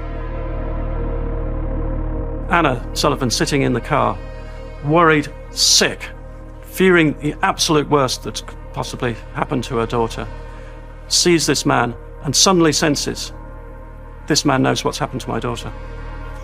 And at that moment, she's, again, panicked. What can I do? She gets that horrible feeling that only her mother knows, that this man's done something to her daughter. She tries to follow him in the car. She wants to keep her eye on him and just see where he's going. But unfortunately, this man was able to get away. He disappeared into a wooded area and she lost sight of him. The man evades Anna by escaping into the forest. She is terrified at the thought of what has happened to her daughter, but tragically, her worst nightmare has already occurred.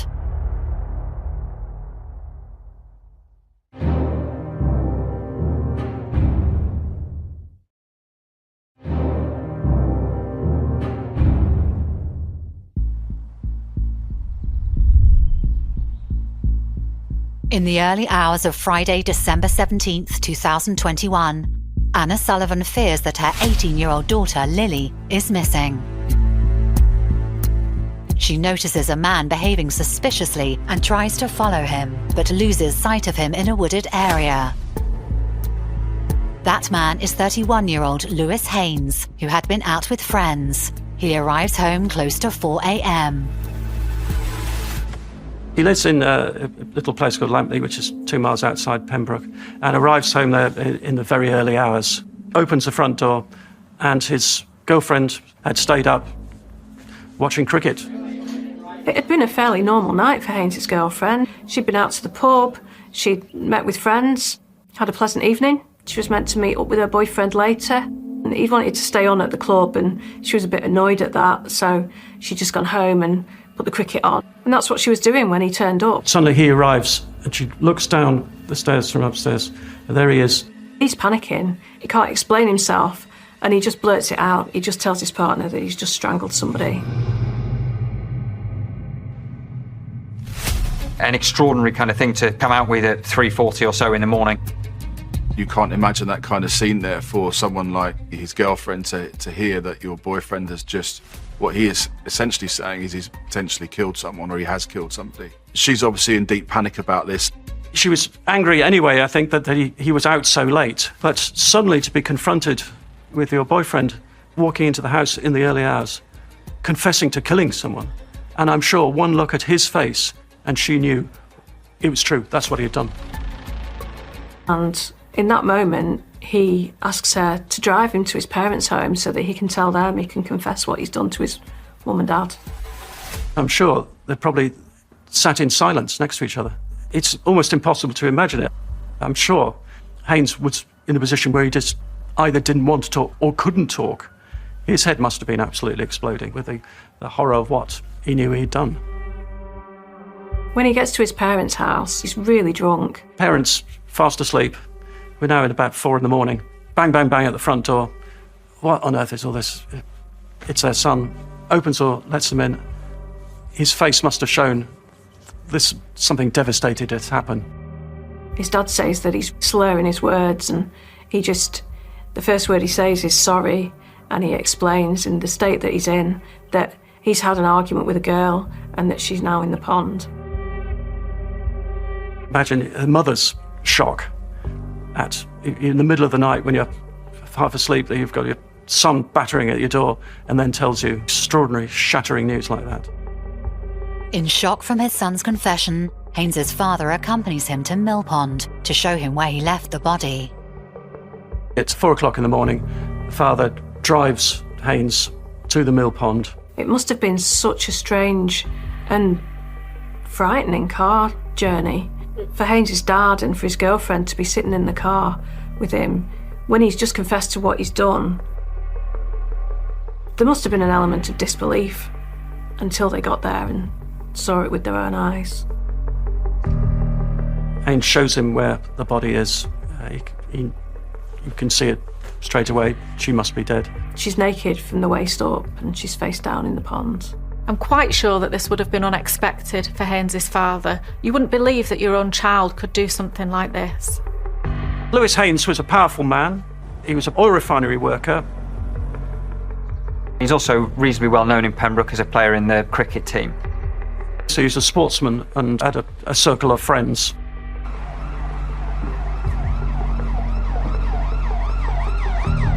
Police arrived at the scenes after Haynes' father called them.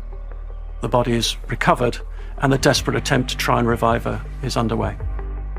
The body was discovered to be Lily Sullivan. There was no hope for Lily at all. She'd been in the water far too long and was probably dead before she'd even got into the water. It was a desperate attempt by paramedics and the police officer to do what they could, but there was no chance. Lewis Haynes is arrested at the scene. One of the first things is to secure the person that's done it. So officers would be going to Lewis Haynes and making sure that they had him under arrest as quickly as possible. He is described as being very, very drunk. So you have to be very cautious about how you speak to them, because, you know, asking questions or saying anything at that particular time is not going to be particularly relevant later on, because you're asking somebody who is intoxicated. But the main thing is to get him secure. Even though Haynes was prepared to put his hands up straight away and admit to the police, so they not only had a suspect, they had a confession, they had to preserve the whole crime scene area. They're then securing the witnesses that are going to give that evidence, the father and his girlfriend, who are the ones that he has essentially admitted everything to straight away. So to secure them as witnesses and their accounts as quickly as possible. Investigators must piece together events to figure out what happened that night. It's December 2021 and Lily's out. Everyone's having a great time. The atmosphere's going, and she's in a nightclub called Paddles. We're in the run-up to Christmas, lots and lots of parties and things like that, so it's kind of going to be a busy night. And unsurprisingly, Pembroke, a small town, it's not going to be somewhere with lots and lots of nightclubs where you'll kind of bounce from one place to another. There'll be a few kind of concentrated night spots. So this particular place was probably very busy, lots and lots of people celebrating, getting in the mood for Christmas at that point.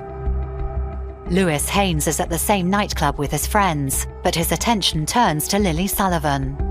He was there to get drunk and have a very good time, and he spotted this very attractive girl and made a beeline for her. He was seen buying Lily drinks. He was being flirtatious. He was, in essence, chatting her up. Witnesses who were at the nightclub that time describe how the two were getting on really well together. They're chatting, and it's observed that Lewis Haynes is trying to flirt with Lily. They were dancing, laughing, started kissing each other. People could see what was developing there, but there was some unease between both sides, and one Lily's friends and also Lewis's friends. His friend also said to him, look, you've got a girlfriend. You know, what are you doing? She's far too young for you. She's 18 years old. And you can imagine in that close-knit sort of small town community, everybody knows pretty much everybody. So, you know, they were warning him, so, you know, stop what you're doing. It's not appropriate to start with. And also they said, you know, he expressed to them that he wanted to take things further with her already. So they knew that, you know, he was pursuant for Lily that night, and that, you know, he had his eyes set on her. Lily was supposed to be leaving with a friend that night, but when it came to be time to go, Lily hadn't wanted to leave. Lily wanted to stay out that little bit later and was probably enjoying, you know, having a chat with somebody. It's always nice when you're out and somebody's interested in you and taking an interest, and you're out having fun. And obviously a man is very much receptive to that and playing into that by buying Lily drinks and trying to take advantage of that interest that, you know, a younger woman would perhaps understandably have in somebody a little bit older, you know, showing that interest in you. And so her friend had seen her leave with this older man. Sadly, that's the last time she saw her friend. CCTV shows Lily Sullivan leaving the nightclub, accompanied by Lewis Haynes. At 2 a.m, Lewis Haynes and Lily Sullivan leave the nightclub, and they're standing outside and can be seen chatting away. And, you know, this is now getting to the early hours of the morning. It's incredibly dark outside. After a couple of minutes, the two decide to walk off away from the nightclub. She left voluntarily with him, but the CCTV, it seems that he is leading this. He's directing her towards the lane. To kind of be a little bit more private, a little bit more secluded. It's not somewhere where there's any passing traffic. It's somewhere you go to be out of the way. The lane that Lily Sullivan and Lewis Haynes walked down is very dimly lit kind of pathway that leads to an area which is called Millbrook Pond. This area is very dark, especially that time of the morning, very secluded. Mill Pond was actually bigger than you might expect a pond to be. It was more the size of a reservoir. The water is so kind of dark that you wouldn't be able to see exactly how deep it is. And it is only a very kind of narrow ledge that would stop anybody from tumbling in. You could, particularly if you've been out and having a few drinks, it is the sort of risk that you could tumble into that water at a point. While Haynes takes responsibility for the crime, detectives must now interrogate him to uncover his motive. Lewis Haynes then is taken into a police station for questioning. Haynes has already made a lot of admissions. He's told his girlfriend, he's told his family what he's done. He's extremely drunk at this time.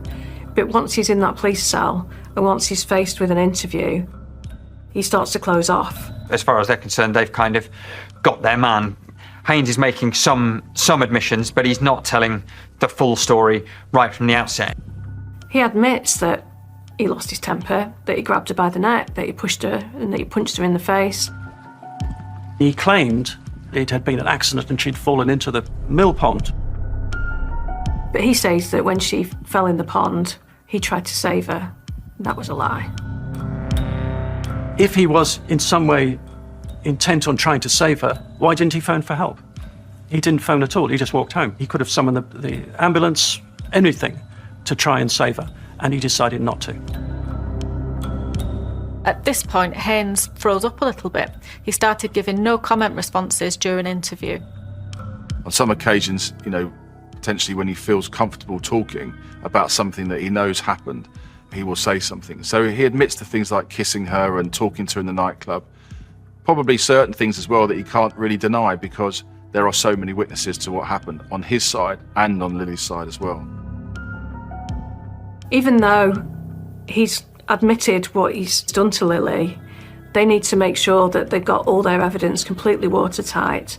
They don't want him getting in the witness box and saying that he made a false confession when he was drunk, or they need to be able to say, well, no, this is what happened and we can prove it. While the interrogation is underway, police are conducting a large-scale search for evidence at the crime scene. Will their findings unveil the truth behind this killing?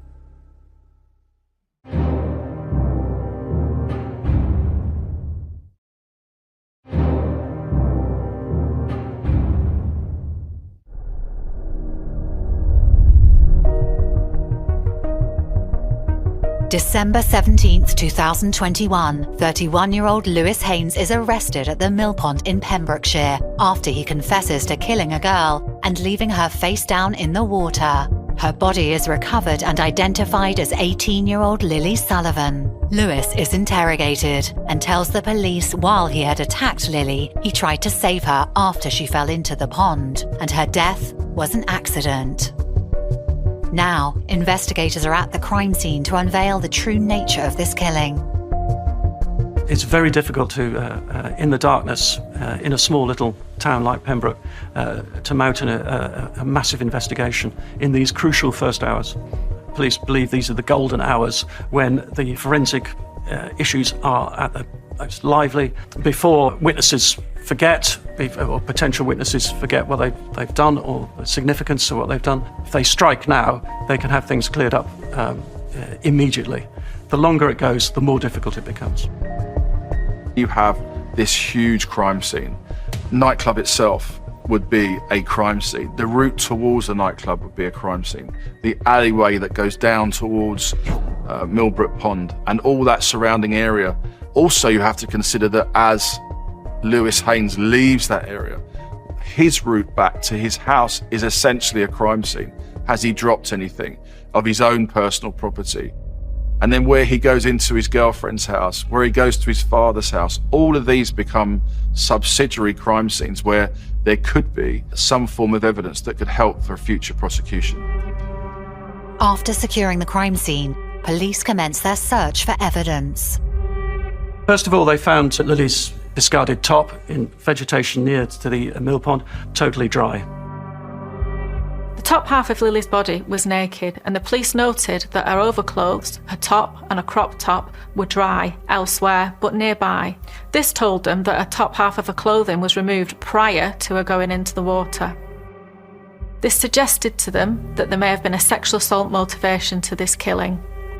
They also found her handbag with a zip with clumps of her own hair in it, almost as if she had tried to wield it to fight him off in the scuffle, and her hair caught in the zip of her handbag. In the alleyway itself, they found her discarded phone with the 30 missed calls from her mother, her tobacco tin from her handbag, and her leather jacket, which clearly, again, had been ripped off by Haynes. This was the area of the scuffle, of the fight, of the strangulation. There was blood on the ground there, and it was Lily's blood.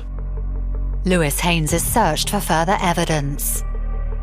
The police start to treat him as a crime scene himself. So you're removing clothing, you're taking swabs from him, all those things that you would need to link him to the attack. Blood belonging to Lily Sullivan was found on Lewis Haynes' jogging bottoms, which gives you this evidence that there is very close contact between them at the time that she is being injured as well. So this is all supportive evidence to back alongside what he's also said himself, which was that he was the person that did it. But things can change at any time with what somebody says. So you need that supportive, that corroborative evidence through forensics, through post-mortems, to still build up your case ready for anything that happens within the judicial system afterwards.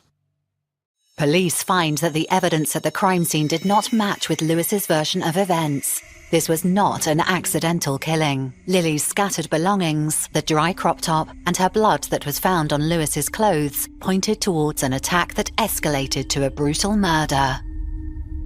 They're looking at the cause of death now. What caused Lily Sullivan's death? The post-mortem that followed the discovery of Lily Sullivan's murder showed that Lily had quite a lot of injuries around her body. You can learn an awful lot about what has happened from a victim's body. You know, a victim that maybe has had the chance to fight back, you might expect to see some defensive injuries, or even something as simple as skin under their fingernails where they've scratched out an attacker. The type of injury sustained by Lily Sullivan not only show that she'd been attacked very viciously and very brutally by Lewis Haynes, but also that she hadn't even had the chance to fight back. He'd blindsided her and struck her with such force and overpowered her so quickly that she hadn't even been given the chance to fight back. There was bruising around her neck, which indicated strangulation. Bruising around the eye, the cheek, collarbone, her arms were scratched. There was bruising on her arms as well. There was no evidence of water in her lungs or anything like that, that she'd been alive at that point. She'd very, very clearly been strangled by Lewis Haynes prior to being put into the water. There was nothing to suggest that there'd been any sort of ligature, and the findings were consistent with manual strangulation. Manual strangulation it's a terrible crime. It's been introduced as an offence in its own right. Because of the seriousness of it, it's a lot more common than you expect, but it's also really dangerous. When somebody puts their hands around a woman's throat, it's one of the biggest red flags that there can be. He's putting his hands around her neck in that way. It's scary. It's a scary offence. Using CCTV witness statements and evidence found at the scene, police are able to reveal the true nature of the killing after Lily was led down the alley while her mother was waiting for her. As Lily and Lewis started walking the alleyway that goes down towards Millbrook Pond, Lily's mother called her. Now, there is a call that connects around that time. Lily says, "Well, I'm on my way," but the call cuts off very sharply. So obviously now she's terrified about where Lily is and what she might be doing. It seems that at this point, Haynes has taken the phone from Lily. She doesn't want to go any further with him. They've had their fun. She wants to go home. That's it. But unfortunately, he doesn't think the same. After hearing that news that he didn't want to hear, being rejected, Haynes starts to force himself on her. Unfortunately, in my job, I see a lot of cases where men have responded aggressively when rejected by women. Quite often that's underpinned by sexual entitlement attitudes and can evoke a really angry response, and that results in aggression and can result also in sexual aggression. It's likely that he had these sexual entitlement beliefs, that he couldn't manage his emotions, surprised at being rejected, expecting sex. Developing sexual entitlement views can vary from person to person, but quite often it's their experiences across their life, experiences in relationships, what's been modelled to them, what they witness and what they take on board and develop into their own attitudes. And attitudes, once developed, are ingrained. So somebody who is expecting sex from partners is outraged at being rejected. That's difficult for them to cope with. We can understand an aggressive response in this context, but it doesn't excuse it. Violence is always a decision. At this point, we can only imagine Lily's panic, in fear for her safety. She's outside with someone she thought she trusted, and they're taking advantage and assaulting her. Lily must have been terrified. She was well aware of the dangers, the things that can happen to women. She was vocal about it, and yet here she was with this older man attacking her. She had no phone, she couldn't call for help, she was in a remote location. It must have been absolutely frightening for her. The police discovered CCTV footage which was so graphic and so upsetting that it wasn't even played within the future court case. But what was said is that at the time that Lewis Haynes has started to push himself onto Lily Sullivan, that she said she didn't want to take it any further, essentially telling him to stop. It's something which he didn't like and didn't want to happen. Lewis Haynes was known as somebody that didn't like to be told what to do.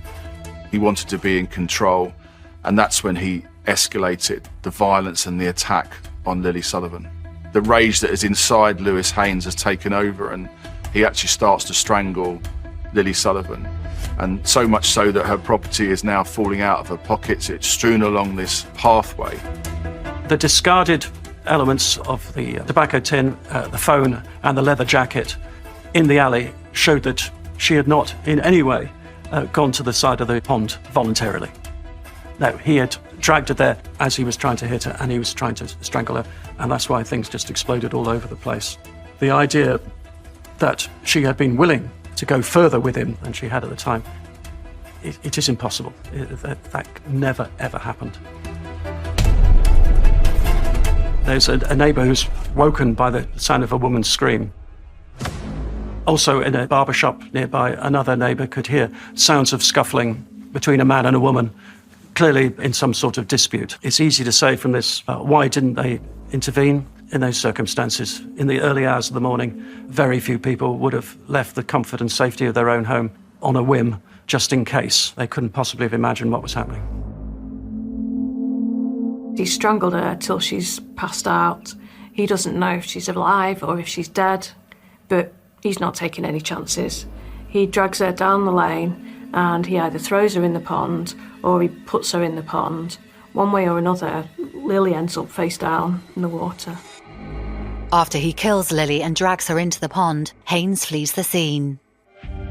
He's caught on CCTV walking across the bridge past the school, acting at some stage very casually, another case really strangely. He's described as being quite flustered.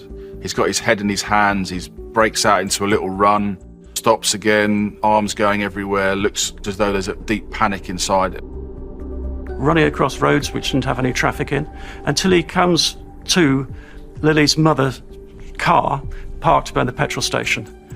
And from that moment, their eyes meet, and both their lives change from that moment.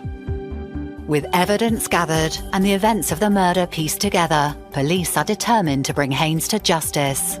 With all the evidence that they have, the police, having approached the Crown Prosecution Service, have enough to charge Lewis Haynes with the murder of Lily Sullivan on the 20th of December 2021. Now that 31-year-old Lewis Haynes has been charged with the murder of 18-year-old Lily Sullivan, the prosecution build its case against him. In court, will Haynes confess to murdering Lily, or will he maintain that it was an accident?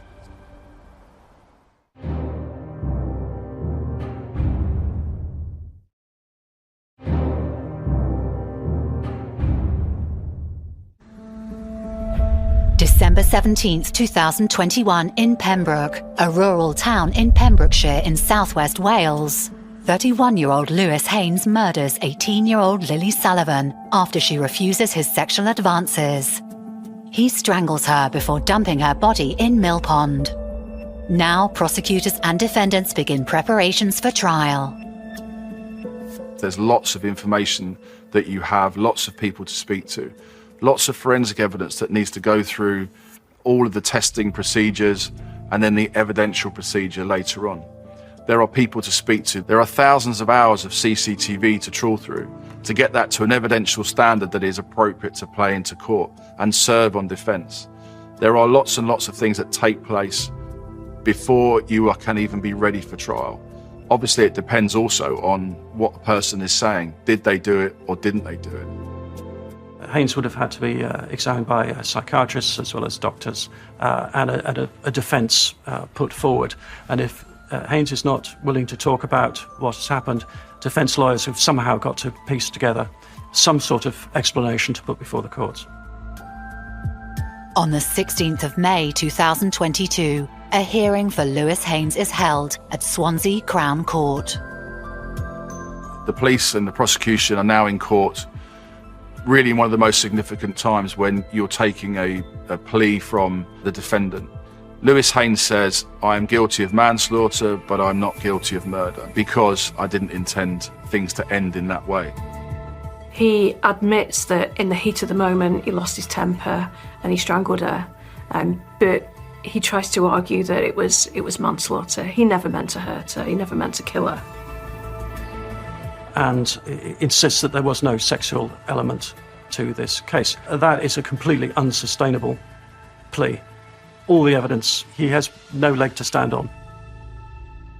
You're preparing for that trial to prove that he murdered her and all the actions he did, whether or not he planned it then, but at that moment made that intentional plan to kill her.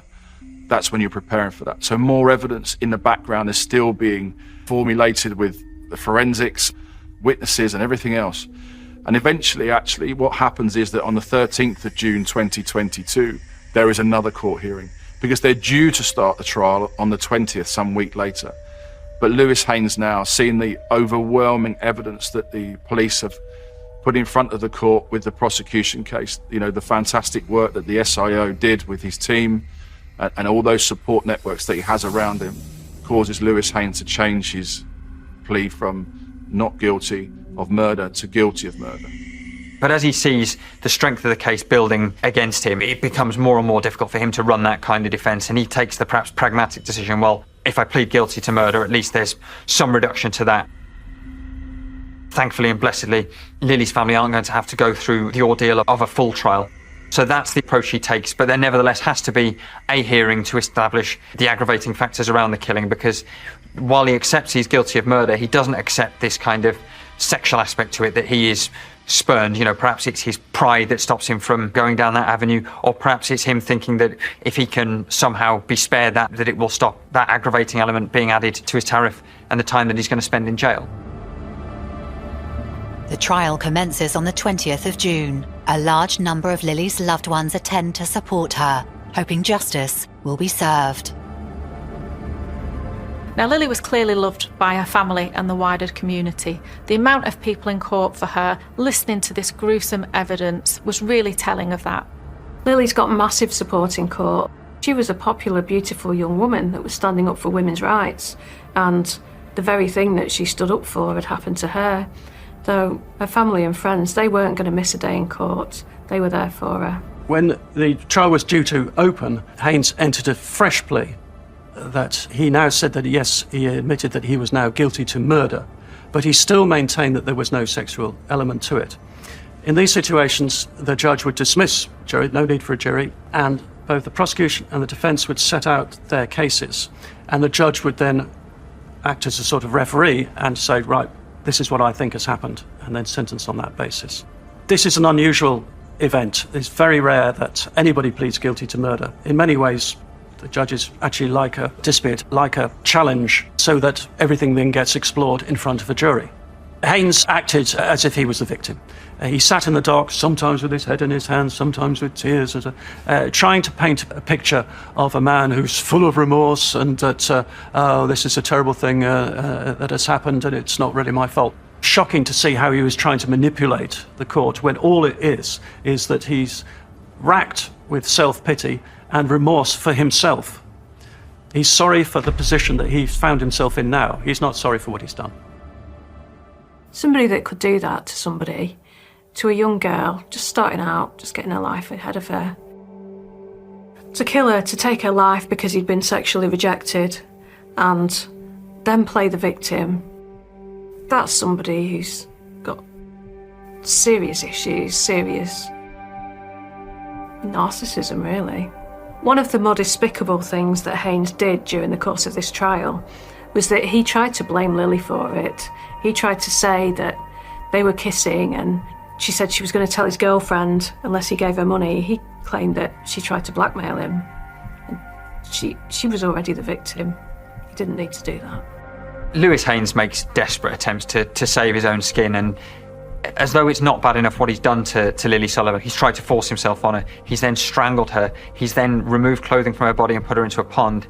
Even in death, he then tries to rob her of further dignity by making these spurious claims that she said that she's going to effectively blackmail him for money. Complete nonsense. And low and loaded way of trying to kind of account and somehow diminish his own evil actions. Completely a despicable approach to blackguard someone's reputation, someone who's dead, at your hands, and you invent a story like that to try and damage her reputation in order to try and knock a few years off your sentence. The words pathetic is not sufficient. It's absolutely disgraceful what has happened, and you can imagine the impact on Lily's mum. Haynes is a self-centred, egomaniacal person who is only concerned with benefit to himself. He cannot see any sort of bigger picture or any impact on other people. Everything is done for his own personal benefit, and that if things go wrong, well, that's not his fault. If a man confesses to murder of all crimes, that is probably the strongest evidence you could possibly get. He's never disputed that he was responsible. Lewis Haynes is sentenced on the 28th of August, 2022, in Swansea Crown Court. Lily Sullivan was incredibly popular, incredibly well known as a college student, as a part-time supermarket worker. She'll have had a kind of a wide network and a very, very loving family as well. So during the court hearing and the sentencing of Lewis Haynes, around 20 members of the public were there in the public gallery in support of Lily Sullivan and her family. When it came to sentencing, Lily's mum read a victim impact statement. It would have been a heartbreaking read about how she'd lost her beloved daughter. She talks about Lewis Haynes being pure evil, and it's very hard to make any argument against that whatsoever. He said, unsurprisingly, she will never forgive him. She was a beautiful girl, she had a whole life ahead of her, and understandably, her mum was deeply traumatised by what had happened, not just for herself, but for what Lily would be missing out on in the future. Lily's mum said that she'd decided to move out of Pembroke because of all the memories that were surrounding her about Lily, who she dearly loved. That is the effect of what Lewis Haynes has done. It's not just something that happened on that night, it's something that will live forever in the memory of Lily Sullivan's loved ones. There's a lot of media attention around the trial of the facts and the sentencing itself. It's something that understandably is attracting a lot of attention because Lily Sullivan is a young woman, lots of friends, a loving family, and Lewis Haynes is well known within his community. So these are two people that are known, that are recognisable. You know, even if you don't know either of the parties or their families or even Pembroke itself, there is an almost everyman kind of feel to a case like this. You know, very many people, you know, whether they have done it themselves or are parents to teenagers, lots and lots of people go out every single night of the week, all across the UK and across the world, enjoying themselves and should be able to do so without fear. Cases like this attract a lot of attention because they strike fear into people about an otherwise kind of very safe set of circumstances. Lewis Haynes received 23 years and 4 months imprisonment before he's eligible for parole. And that means that there is no serving half and getting out for good behaviour and all those kind of things that people have that concept of when you've murdered somebody. But the important thing is that for 23 years and 4 months, he's got to behave himself in prison. This is significant for people to understand also that it probably would have been a lot higher than that as well. Because of the sexual element to this, he started with a starting point of 30 years. But because Haynes, even at the last moment, had changed his plea to guilty to murder, he could reduce the sentence. Now, the maximum he could reduce it by is a third. He didn't go that far, but the best part of 7 years he lopped off, I think is right in some ways because it reflects that you have to encourage criminals, even murderers, to plead guilty and save the suffering of other people. But in reflection, a 31-year-old man who gets a minimum of 23 years means that he is eligible for parole when he's still in his 50s. And it's a daunting prospect for those nearest to Lily to think that he could be back on the streets of Pembroke in 23 years' time. All those family and all those friends, they were shouting. It became quite a scene. They were shouting "monster" and "hope you never get out." You can only really imagine what they're going through if you've gone through that yourself, to listen to what the outcome is going to be of something that you have had to live through for the last 7-8 months. It's a very, very difficult time, and as officers we sit with those families, and your heart goes out to them every second you're with them, to think that you're not in that position, but you're doing as much as you can to help them. Haynes sat in the dock and he had his head in his hands. He felt sorry for himself. He was a picture of self-pity. Pathetic, really. Haynes's family has suffered the impact of what Haynes has done in murdering Lily. Haynes's own daughter won't see her father. Be brought up by her mother, but when she's old enough, she will learn that her father is one of the most notorious murderers in that part of West Wales. Places like Pembroke don't really suffer from the crime that city centres do, and even larger towns. People live in places like Pembroke, they would expect there not to be any kind of crime, and they've escaped places where antisocial behaviour takes place. So the impact on them can often be even greater when you're in an area where you don't expect it, as opposed to living in a city centre when you kind of expect there to be sort of levels of violence, levels of crime. You don't expect necessarily to be homicides, but they take place. It spreads out. It has impact on everyone. Everybody in Pembroke probably knows where they were when they heard about this terrible murder. Ripples go a long way. They keep on spreading. Lily's mum talked about Lily being robbed of her future, and understandably, her mum was deeply traumatised by what had happened. She'd built her life with her daughter. She had all those memories, and good and bad, the good times that she'd had, and then the terrifying, the traumatic events that took her daughter away from her. Lily's mother will never recover. Lily's father is in bad health. Lily's friends have lost a true person, someone they looked up to. It's almost impossible to put yourself in the shoes and say whether or not there will be closure. What you have to hope is that in time, Anna, Lily's mother, and her other friends and loved ones can at least take some solace from Lily may have lived a short life, but she clearly had an impactful life, an important life. She was clearly, very, very intelligent, very, very mature, and she touched a lot of people's lives. So she may well not have lived anywhere near as long as she should have done, but I hope that in time, while they may never get closure for exactly what happened, that they're able to not look back at her life as defined by her death, but as defined by the time that she lived and she spent on earth and was so loved and cherished.